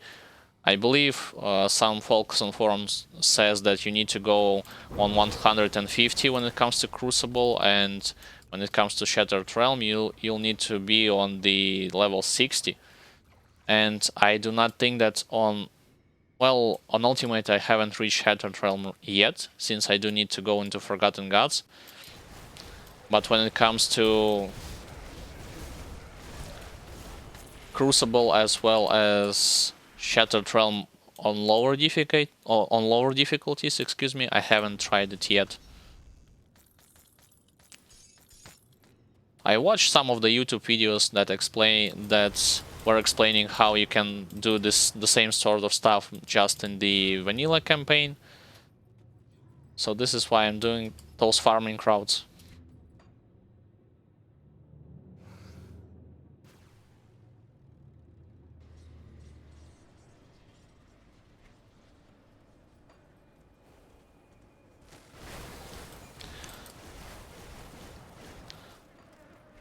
Yeah, but the thing is, let me clarify something. I do not have any sort of prejudices or a negative opinion when it comes to those people who play on hardcore or hardcore and softcore. I mean, this game is good and you can play on whatever difficulty you want.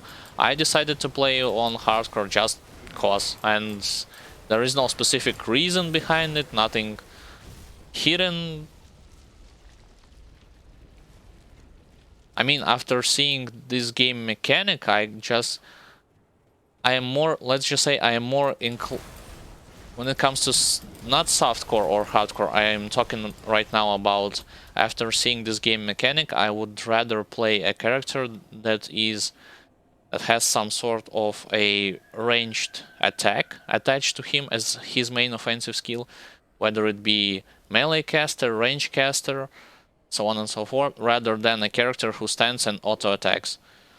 Because I, at this point, just got used to, even though I'm playing Death Knight with heavy armor, so on and so forth, I am considering myself a melee caster guy, and I got used to kiting stuff around and doing this sort of hit and run technique, which is basically like click and back, rather than standing on one place and rely mostly on your auto attacks to do your job. But maybe it's just me. Maybe later on I will decide to play some form of auto attack guy. Who knows?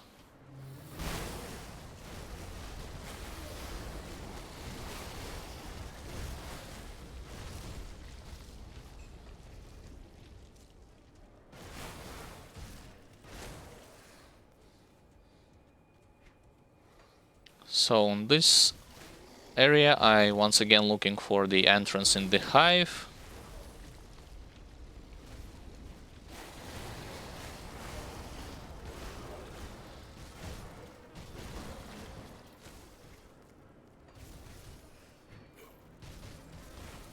Alright, have found it. Yeah, I should clarify. Auto attack not in not from range, but just by standing on one place. Let's melee auto attack. Let me rephrase it this way. Because range auto attacks is also a thing in this game. Yeah, yeah.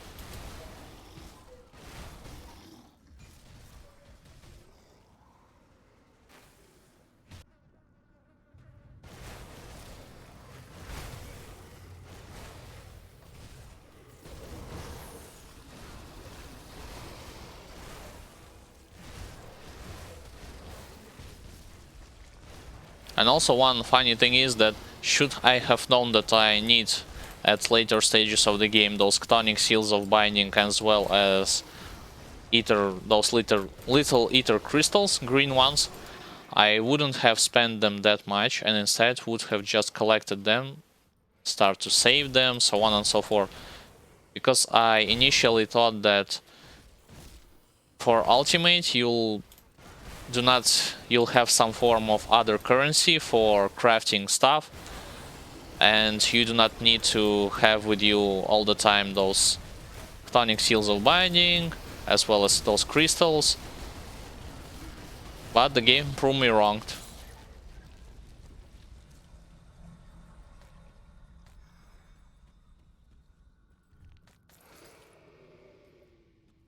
Yeah, I agree with you, especially when it comes to crafting some sort of those mythical relic like this one. It took like almost, I don't know, hour and a half of non-stop farming, crafting, moving back and forward components just for the ability to craft this relic, and this is just one relic. I am not talking about the other stuff that I had crafted, such as those Sigdonbok leather, as well as spell scorched plating, so on and so forth. My mistake, yeah, I accept my mistakes, and on future characters I will definitely going to stack up as much as possible those shards, seals from the earliest stages of the game.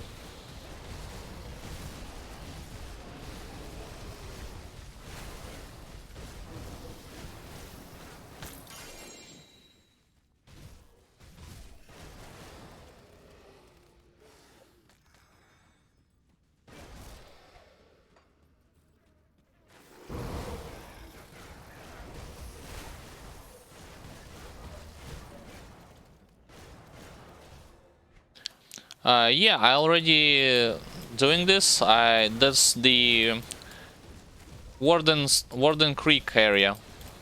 You can go back and forward to Warden Creek himself and then back a bit and farm up those crystals by destroying those clusters and picking them up.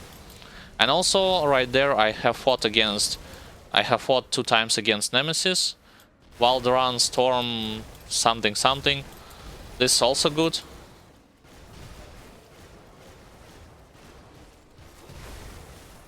Yep.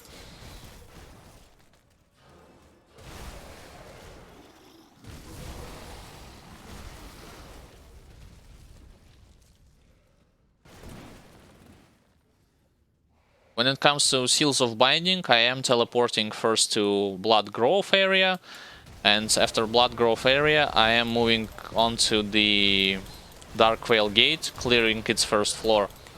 Usually there I get like from 15 to 20 Chthonic Seals of Binding per run, so that's good.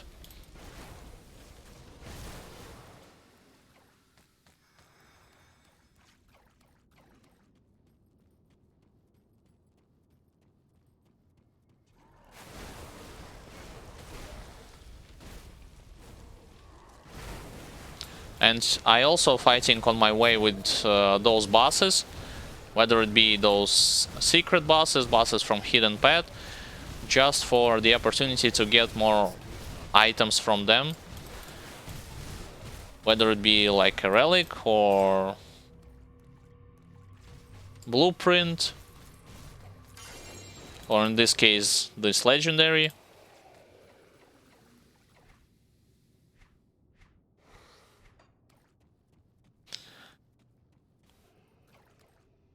Oh, when it comes to mods, I am using a mod called Grim Internals, which lets me elaborate on what this mod allows me to do and what I am using it for. So, Basically, this mod shows you how many monsters you have killed in gaming session, but that's not important. How many bosses, nemesis, heroes, champions, so on and so forth, items you have collected. Most important thing are following. This mod allows you to highlight your character's HP bar as well as monster's HP bar for you to make things easier when it comes to fighting a group, to see whether or not you have applied, like, let's say, debuff on monsters, or vice versa if he applied debuff on you. That's one thing. The other thing is that I am mostly using it for check how much damage my character is receiving and what are my weak and strong points at a certain period of the game, to work around them, let's just say. I have used it throughout the whole game, so from there I have determined whether or not I need one sort of resistances or the other. And also, the one feature that I have discovered from someone else who has also used this mod. This mod allows you to teleport to a certain location, especially if you are farming for some stuff. But for now, I do not know how you can do it. I genuinely thought that you couldn't even do this with this mod in mind. And as a quality of life changes, it also allows you to auto pick up lore nodes, components, items, so on and so forth. So it will save you a lot of time in the long run.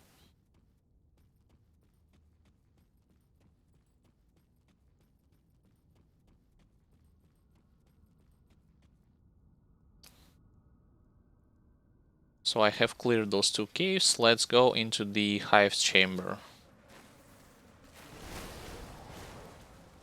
where the queen is.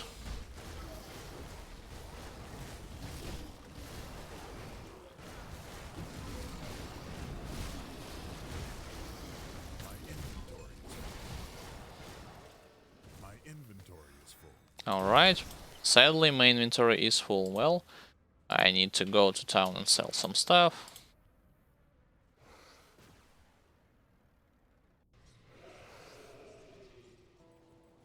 Usually I am selling everything except for legendaries, since I do not yet understand what sort of... when it comes to green, I just picked up throughout the whole leveling process green items that are having physical / internal trauma damage and bunch of resistances, and sell everything else. I just stored some of those blue items, as well as mostly legendaries.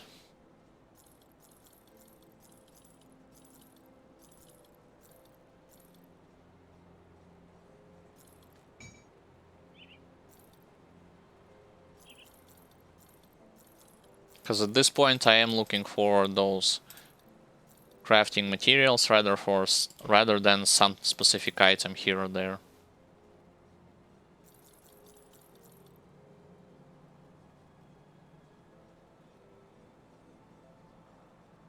This one is good amulet though. It gives bonuses to Blade Arc, Steel Resolve, Upheaval, and Smite. Alright, I'll keep this.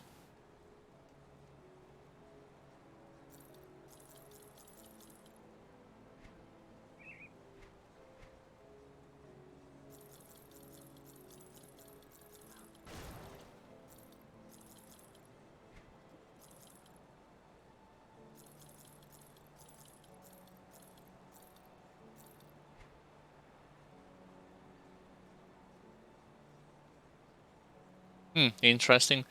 This revolver is actually pretty good. If you want to play, I assume, with some sort of fire burn damage in mind, and perhaps even with the other...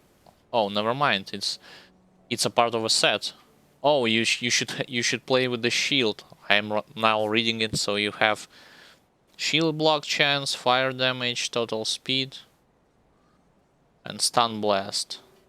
So this revolver intended to be weared with the shield. Got it. I believe I already had this.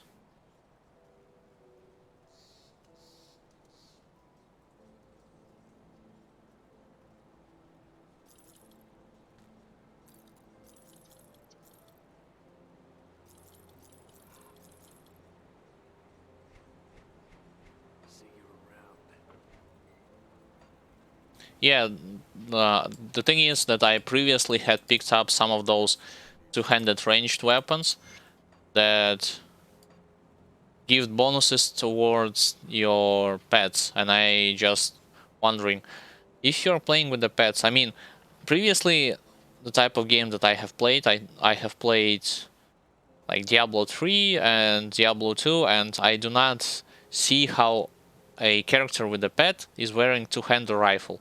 But perhaps I was wrong, or I am wrong. I mean, wouldn't you be want to wear something like a book and a scepter in one hand, or something from, I don't know, anything else but rifle? Let's put this amulet here, and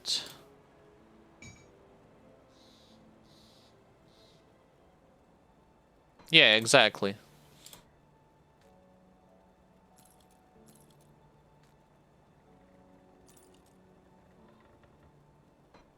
And this is a ranged weapon right here. So let's go back towards this farming crowd.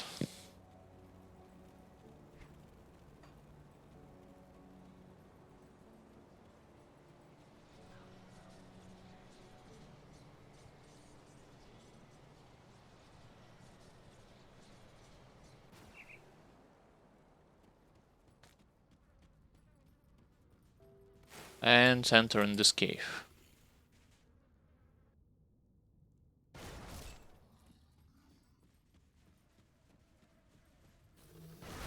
That's actually the first time that an elite had spawned right in the chamber where the queen is.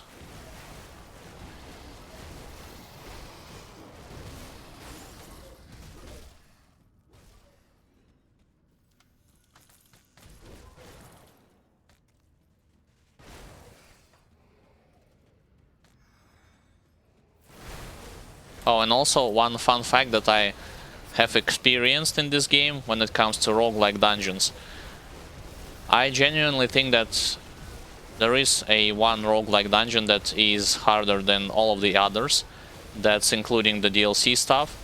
I'm talking about Port Valbury. For me, Port Valbury is the hardest roguelike dungeon of them all. Believe it or not.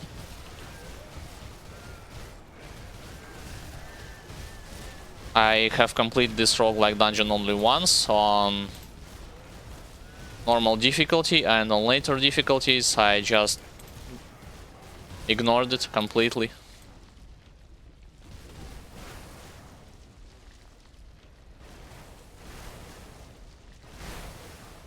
Yep, I totally agree with you. And also not only ground damage, but those ether clouds that are appearing from time to time, and you cannot just stand still for a couple of minutes.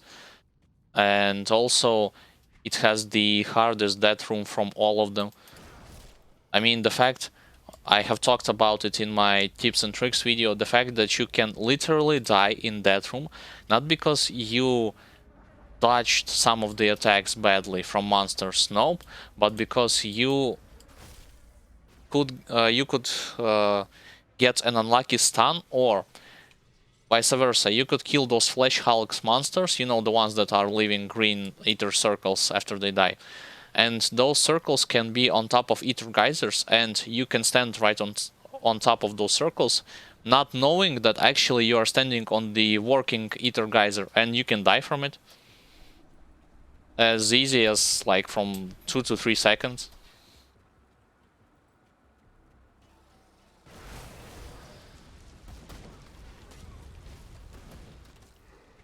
Yeah, like I remember on stream I explained some stuff. I started to explain some stuff to a viewer, and for that I wanted to open up my character sheet to show resistances and whatnot.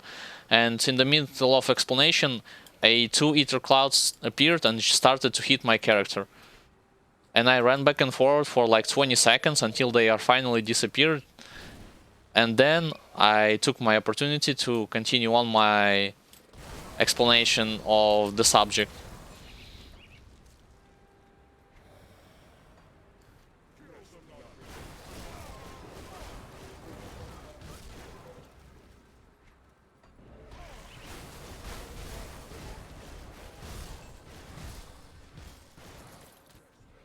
Funny thing is that people on the forum consider that you should only go into Port Valbury if you have to complete a quest or if you are looking for something specific in it.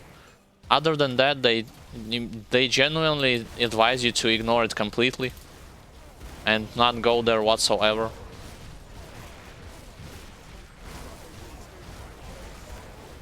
I mean, other than lore, what more you can miss out on this place?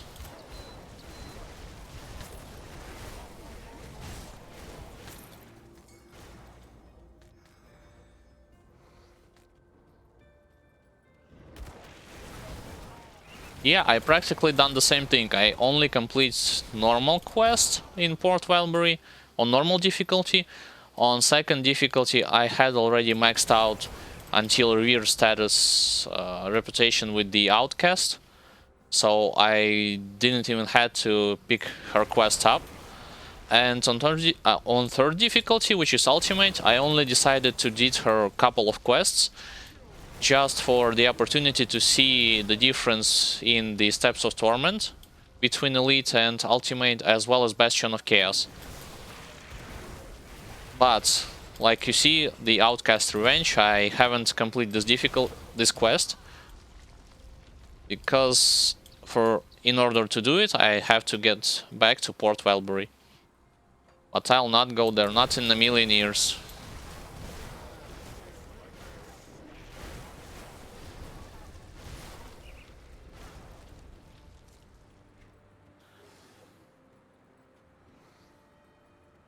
Once again, thank you for compliment. So, usually to the right, not a lot of cultists are there.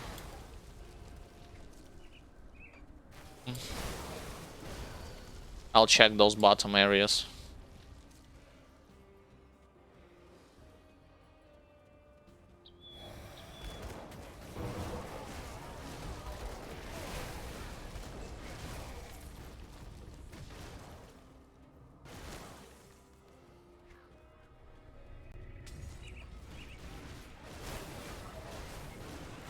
Also, like, I want to add overall what I think about this game, since I am playing already at the third difficulty. What surprised me the most about this game, most aspect, is the fact that this game gives you a replay valuability right from the start, meaning that some of the quests present you the choices between different outcomes, and you cannot see all of the possible ones just from your first playthrough. Yeah, perhaps if you have already created like 2, 3, 4, or 5 characters and beat this game multiple times, that's the other thing, but when I had just picked up the game and started playing it, I did not expect from hack and slash RPG to present to you this kind of option.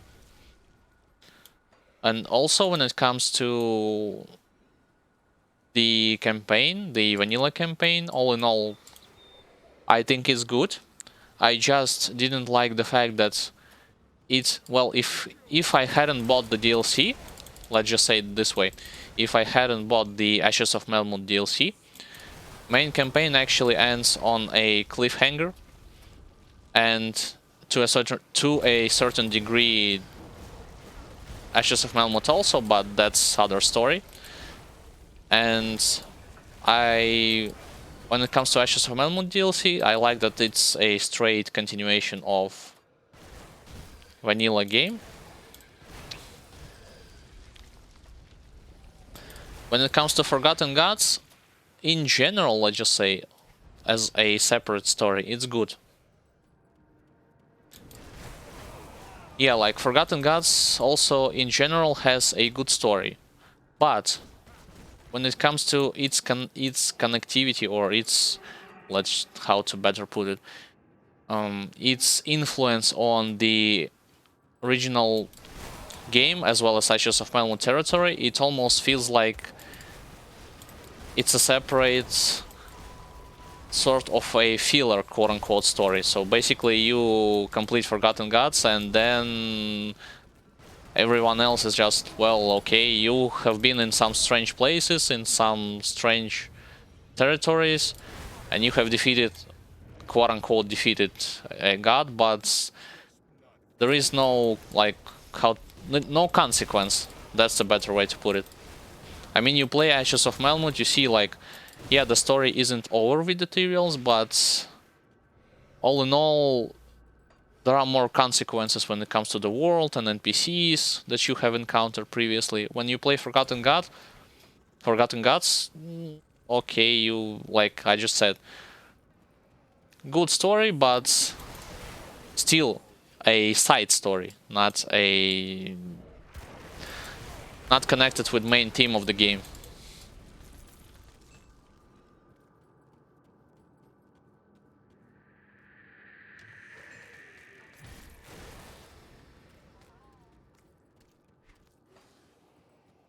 Also, the other thing that I liked about this game is its atmosphere. To most of the folks, atmosphere of this game actually most of viewers, previous viewers, talked more about Titan Quest and stuff. To me, I haven't played Titan Quest, to be honest. I have played, like I said, Diablo 2, Diablo 3, as well as some of the other action RPGs, so... but also haven't played Path of Exile. And when it comes to atmosphere of this game is strongly reminds me of Diablo 2, rather than like Titan Quest, so on and so forth. It has the same like dark, greedy atmosphere, and especially lore in it. Some of the areas actually, to me, it's like straight have so many similarities between Diablo 2. It's like not even a joke how well. I mean, I get it from what game developers have took their inspiration when they created Grim Dawn.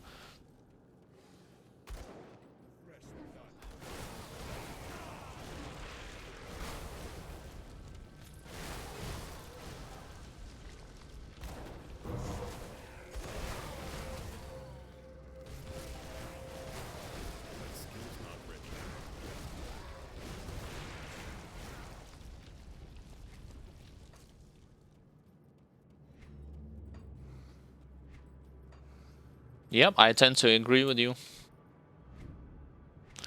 So this one, Dark Veil, has been completed. Let's go to this road.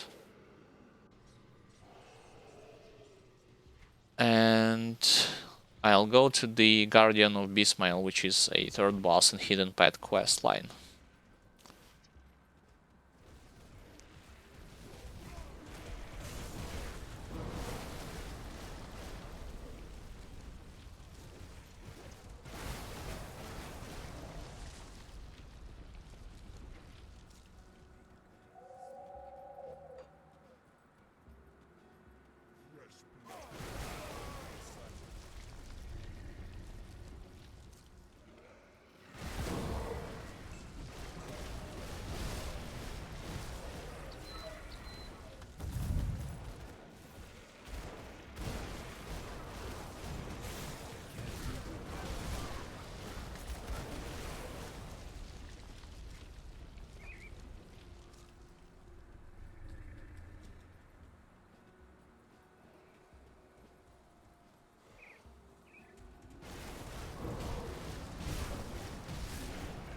And also perhaps later on, as for variety purposes, I will try to do the same thing that I'm doing right now, only, well, either in Crucible or in Shattered Realm, although, like I said, I do not feel or believe that my character is capable of, especially on Ultimate, going to 150 on Crucible.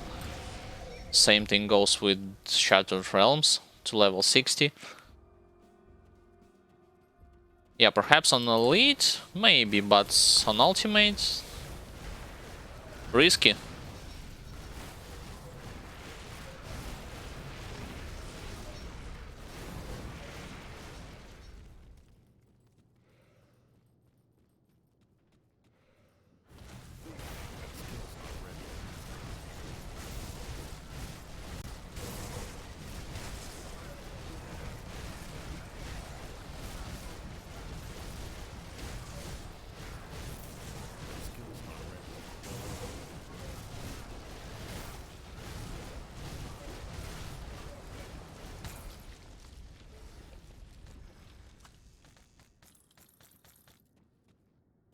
Yeah, so I can also talk more about it, what I mean by it, like risk and reward situation on hardcore.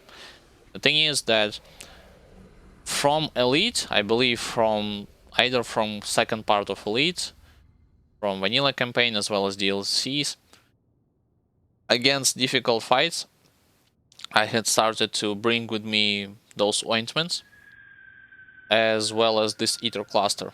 Because on normal difficulty, I believe I had done the same only on few instances, like against the Theodan Marcel, which is the final boss in Ashes of Melmoth, and against Korvac, which is the final boss at the Forgotten Gods DLC.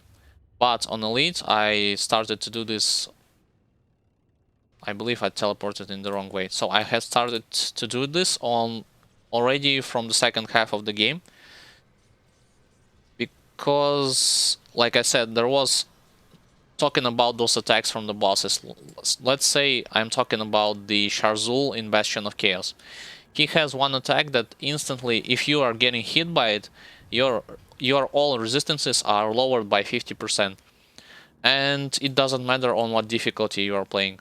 I have checked my previous video on demands and have watched how I got hit by one of his attack, and Grim Internal said like total resistance reduction 50%. And from there I like, oh, so this is not a good sign, so I need those ointments as well as oils. And this ether cluster, which works in conjunction with my war cry as well as Mark of Torment. It's always better to be like over prepared than dead, especially on hardcore.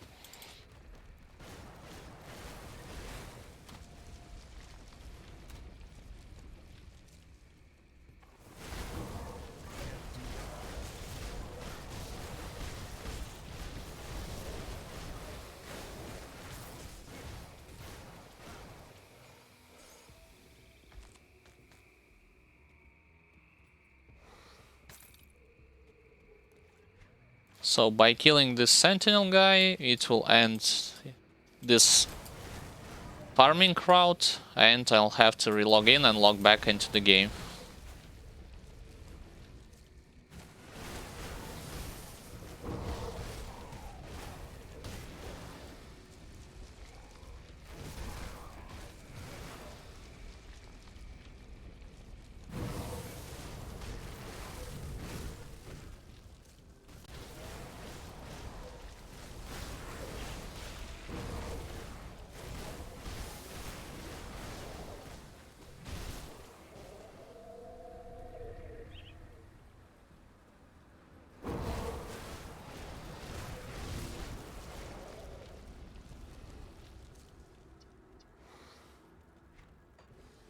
Also, when it comes to the sentinel guy, on all 3 difficulties he hits a lot, I'm not gonna lie.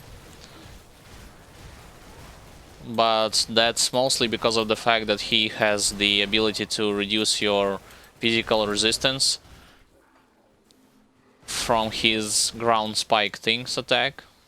And on top of it, if you are not careful and gonna be standing too close to him when he drops his either meteor attack or he creates his stone, which heals him. So all of those things will work against you in this fight. So my main tactic against you, against Sentinel is kite him, like applying hit and run technique and kite him, especially if he creates this stone. I mean, you still need to kite him whether or not you are tanky enough or not, just because his stone heals him. The longer he stays near him, the more the stone heals him. Oh, and also when it comes to Nemesis bosses on ultimate difficulty, so far I had fought, like I said, I had fought against Valderan and I had fought against Musilog, the Chillwind, I believe he's called, so basically the undead Nemesis. I do not think that they were that hard, to be honest. Well, Valderon, if you will stand too close to him for a longer period of time and you will not have enough lightning resistance as well as your stun resistance, he'll definitely capable of killing you. But when it comes to Musilok, he moved, well, second phase when he created those icy crystals was a little bit tougher because I wasn't paying attention to whether or not you can destroy it. I actually thought that they are unbreakable, but luckily they can break. And when it comes to his Frost Blizzard thing that he creates, it's not that hard to avoid. And on Elite difficulty, I had fought against Kupakabra at the Ugdenbok area and against Archmage Alexander. I believe I killed Archmage 4 times when I was farming Kriegset. But I'm not just trying to quote-unquote show off by saying, hey, look at me, I killed 4 times Elite on Nemesis boss on Elite. No, it's just think what's happened while I was farming my Krieg pieces. And other people have told me that certain characters will have certain problems against different Nemesis bosses, so to me, Kupakabra was tougher than Alexander from Aetherial Vanguard.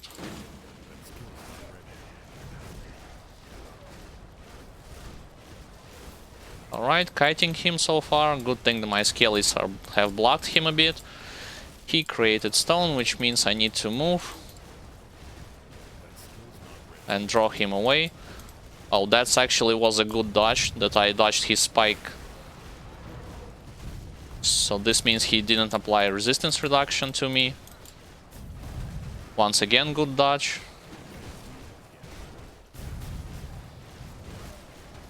And he should be dead. Yep.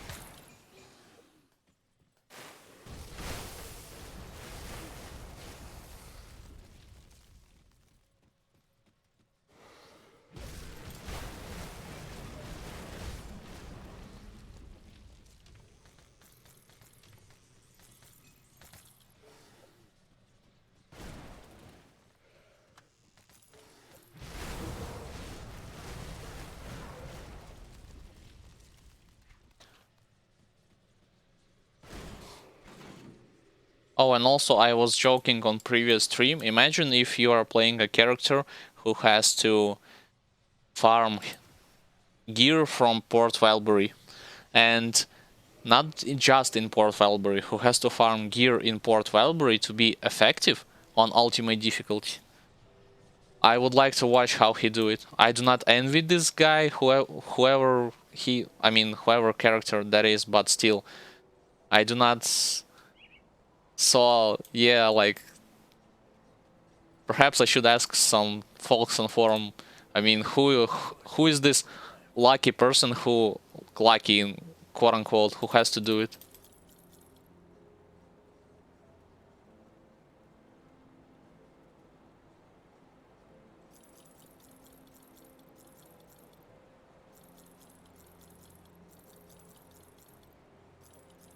The other thing would be like if you are playing some form of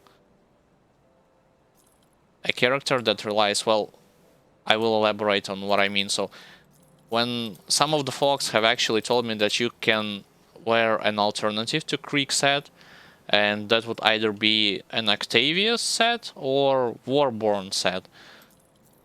And that's when it comes to physical damage. But the thing is that so far, throughout my whole 100 something hours, especially on Ultimate, I just have collected the shoulders. I believe I can show it to you. Shoulders for Warborn set. Only 1 shoulders. Where are they? Yep. So this is one alternative to Krieg set. But the sad thing is that they have a world drop attached to it, meaning that they can drop anywhere. Same thing, by the way, goes with this.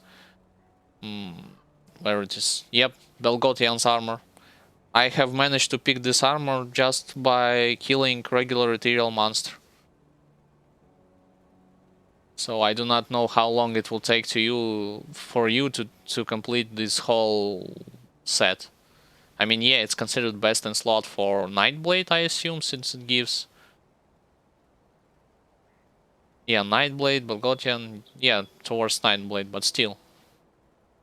Farming whole set will be... For me, it took, to be completely honest, farming all of the Creek set, and I also have like extra helmet, extra gloves, and extra... Yeah, like extra helmet, extra gloves, 2 gloves actually. And it took me to farm all of it like 5.5 hours to be more specific. How long it will take to farm this set, such as Belgothian, I showed the wrong set. So Belgothian, I do not know. So I have collected some of those crafting materials, so let me see if I'm able to craft some high-level resistant components.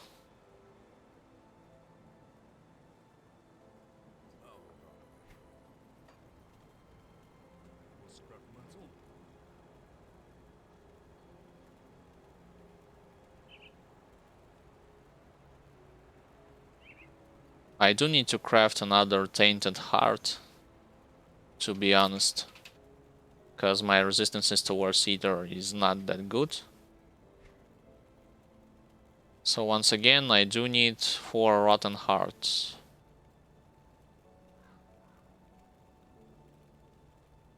Can I craft them? That's the question. Only 2. Oh boy. Yep. What about Spell Scorched Plating?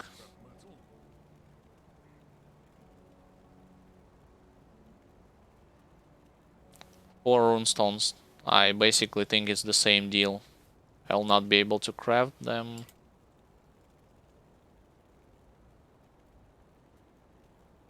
And I need a lot of those Ether Crystals. Yep. That's just sad.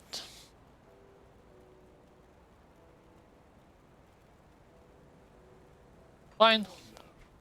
Another time. Well, folks, I believe this is gonna be it for today's first stream. Remind you, this is only first stream for today. I will plan to stream a second time. If you want to know a precise schedule for my stream, to be more specific, Grim Dawn stream, you can check schedule graph either on my Twitch channel or on my Twitter, Facebook, or YouTube channel. If you want to check out other parts of my playthrough, you can do the same.